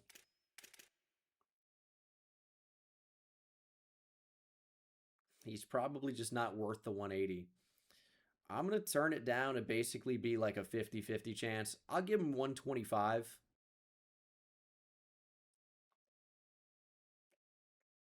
And if he stays, he stays. If he doesn't, he doesn't. But as you can see here, like, we just cannot afford to keep these players. So we're unfortunately just going to have to save our dynasty points and lose a real good percentage of our roster. But keeping Flemings is a must. I think keeping Carl Fontroy is going to be pretty important. you got to factor in, like, it's risk and reward. Like, not all these guys will end up transferring, but I can't pay everybody 100. I just can't do it.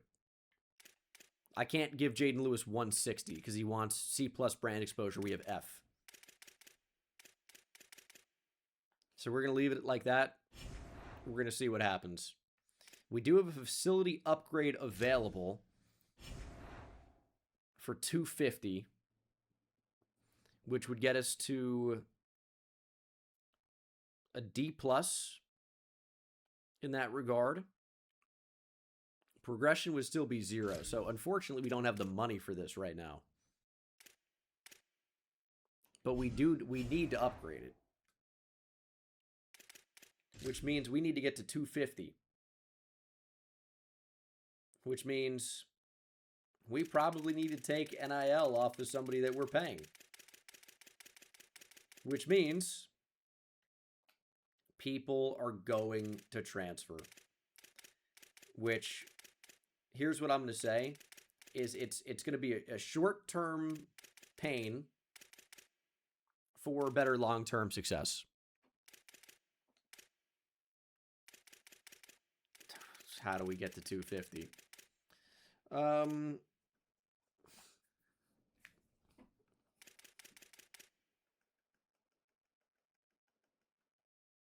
It's letting Austin Carlisle go.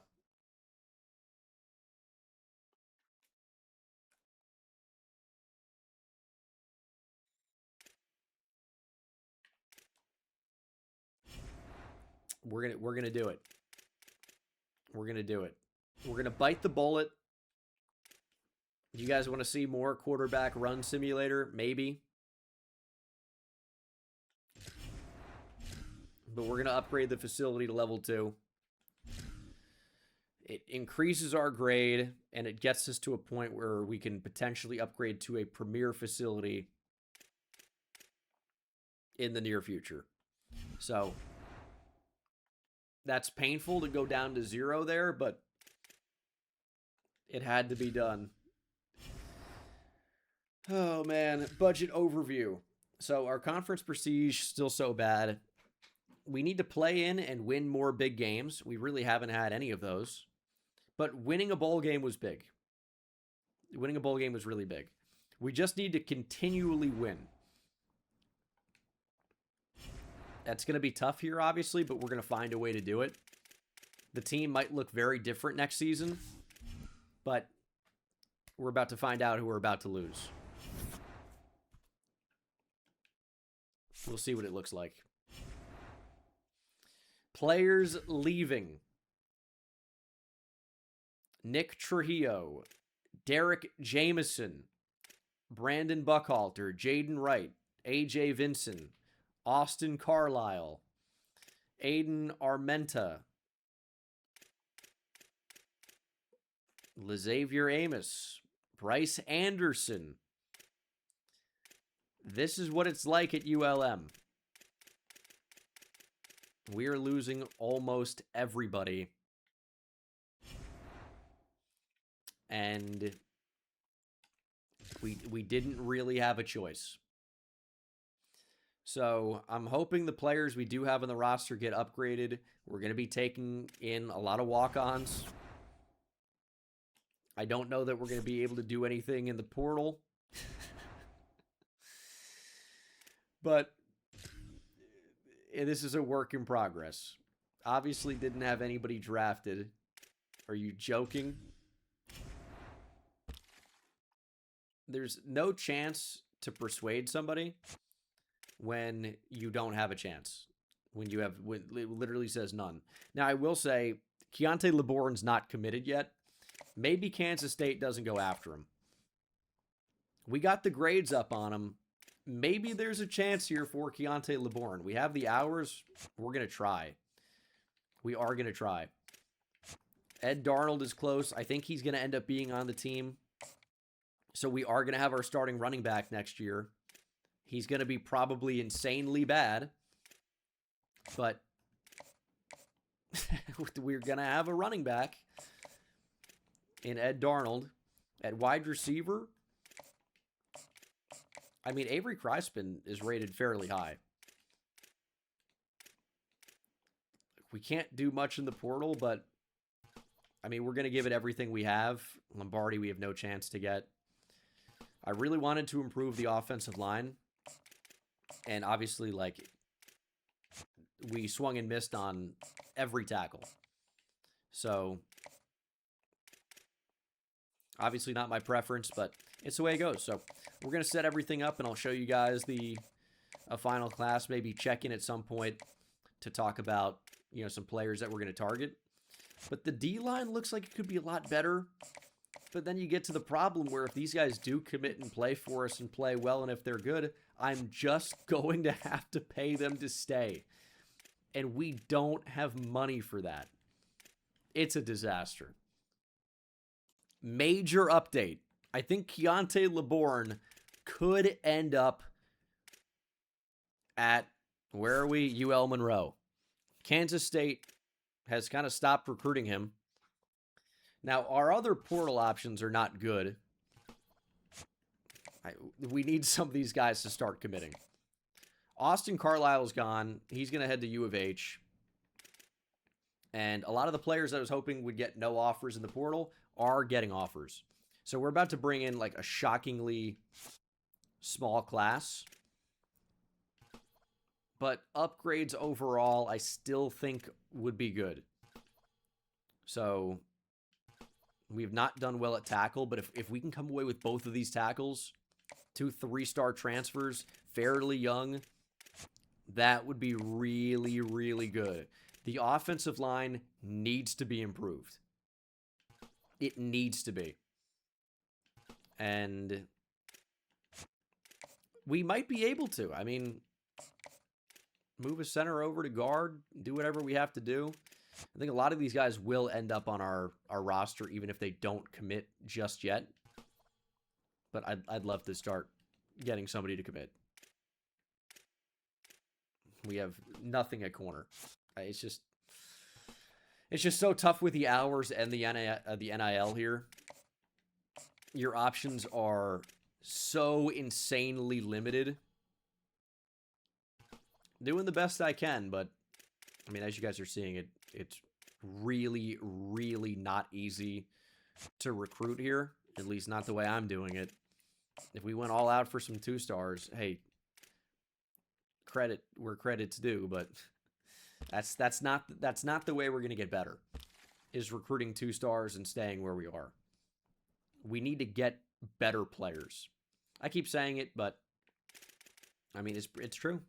Got to get better players, and I'd love to get a tackle. It's not happening. Or is it? Greg Young, no offers. Who knows? What we're about to find out is whether these players will jump to our roster if they are not committed at the end of the year. I'm hoping the answer is yes. Otherwise, man, what a rough first year of recruiting at ULM. We're going to see. Because we're into the first spot on a number of these players that we're going after. But I don't think they're going to be committed by National Signing Day. So we're going to see. But we're in good position on a number of these guys. It's just a question of whether or not they end up committed or not. Or maybe they disappear into the ether. I don't like that Mississippi State offered Brian Tapu late. That's not my favorite. But again, we're going to see what happens. It's either the worst recruiting class of all time or the start of something. So we shall see. We do get a hard commit. This is a big one, man. 3-star quarterback Keontae LeBourne. We did have him somewhat scouted, so we know he's somewhat good. As for the rest, I don't know what's going to happen. But Keontae LeBourne is legit good. He will be our starting quarterback next year. The class right now, you can't freak out. It's going to look horrendous. Because we have nobody committed. Like Ed Darnold was close to a verbal. It didn't end up happening. Manu Slaughter close to a verbal. I'm hoping they just pop up on the team. Although we did get Brian Tapu, a 3-star transfer freshman, picks us. He's got impact dev trait. We'll see about the rest. I mean, we're in this first spot. If we bring in only 15, but they're 15 like pretty decent players, that's huge. That would be huge. Keontae LeBourne has impact dev trait. Not amazing, not terrible. Mountain Drew, thanks for the gifted. We're gonna see what it ends up looking like. Currently, our class couldn't be worse. But that doesn't mean that come week 1, these guys are not going to be on our roster. Keontae LeBourne is a 70 overall with 87 speed, 86 acceleration, 93 throw power, 80 short accuracy, 73 medium, 81 deep, 78 throw on the run. We have a quarterback. We have a QB. The rest of the roster is unimaginably bad. But here's what I'm going to tell you. Does it look worse than last year? It's the same. Like, it still sucks. So, again, we'll see what the team ends up looking like. Tapu's going to be a 71 overall. That's okay. I'm just hoping these guys end up on our roster. It's going to be a tough lesson to learn if they don't. I'm hoping they do. I'm hoping they do. But I think the team actually will be marginally better than last year. And we just won 7 games. Obviously, the offense looked a little unconventional. But we won 7 games. It's already more than what ULM has done in, let's see, 10 years. Went 8-5 in 2012. So nearly 15 years ago was the last time they won more games than what we just won in a season. That's big. I want some more goals, some new goals that actually push us as a team. And I think the results are going to end up being quite good. So these are the training results. Noah Fleming's, holy cow, 13 skill points. What am I going to do with all these? I imagine they're going to get used pretty quickly. But he might be able to get drafted. Like, he really is going to be close. He's up to an 84 overall. I think at some point we're probably going to be able to upgrade him to an 85. And that might be good enough to get drafted. I know that seems weird, but it's a possibility. So we're going to upgrade the rest of the team. And we're going to go into this next season feeling cautiously optimistic that maybe we can compete for a conference championship, which would be,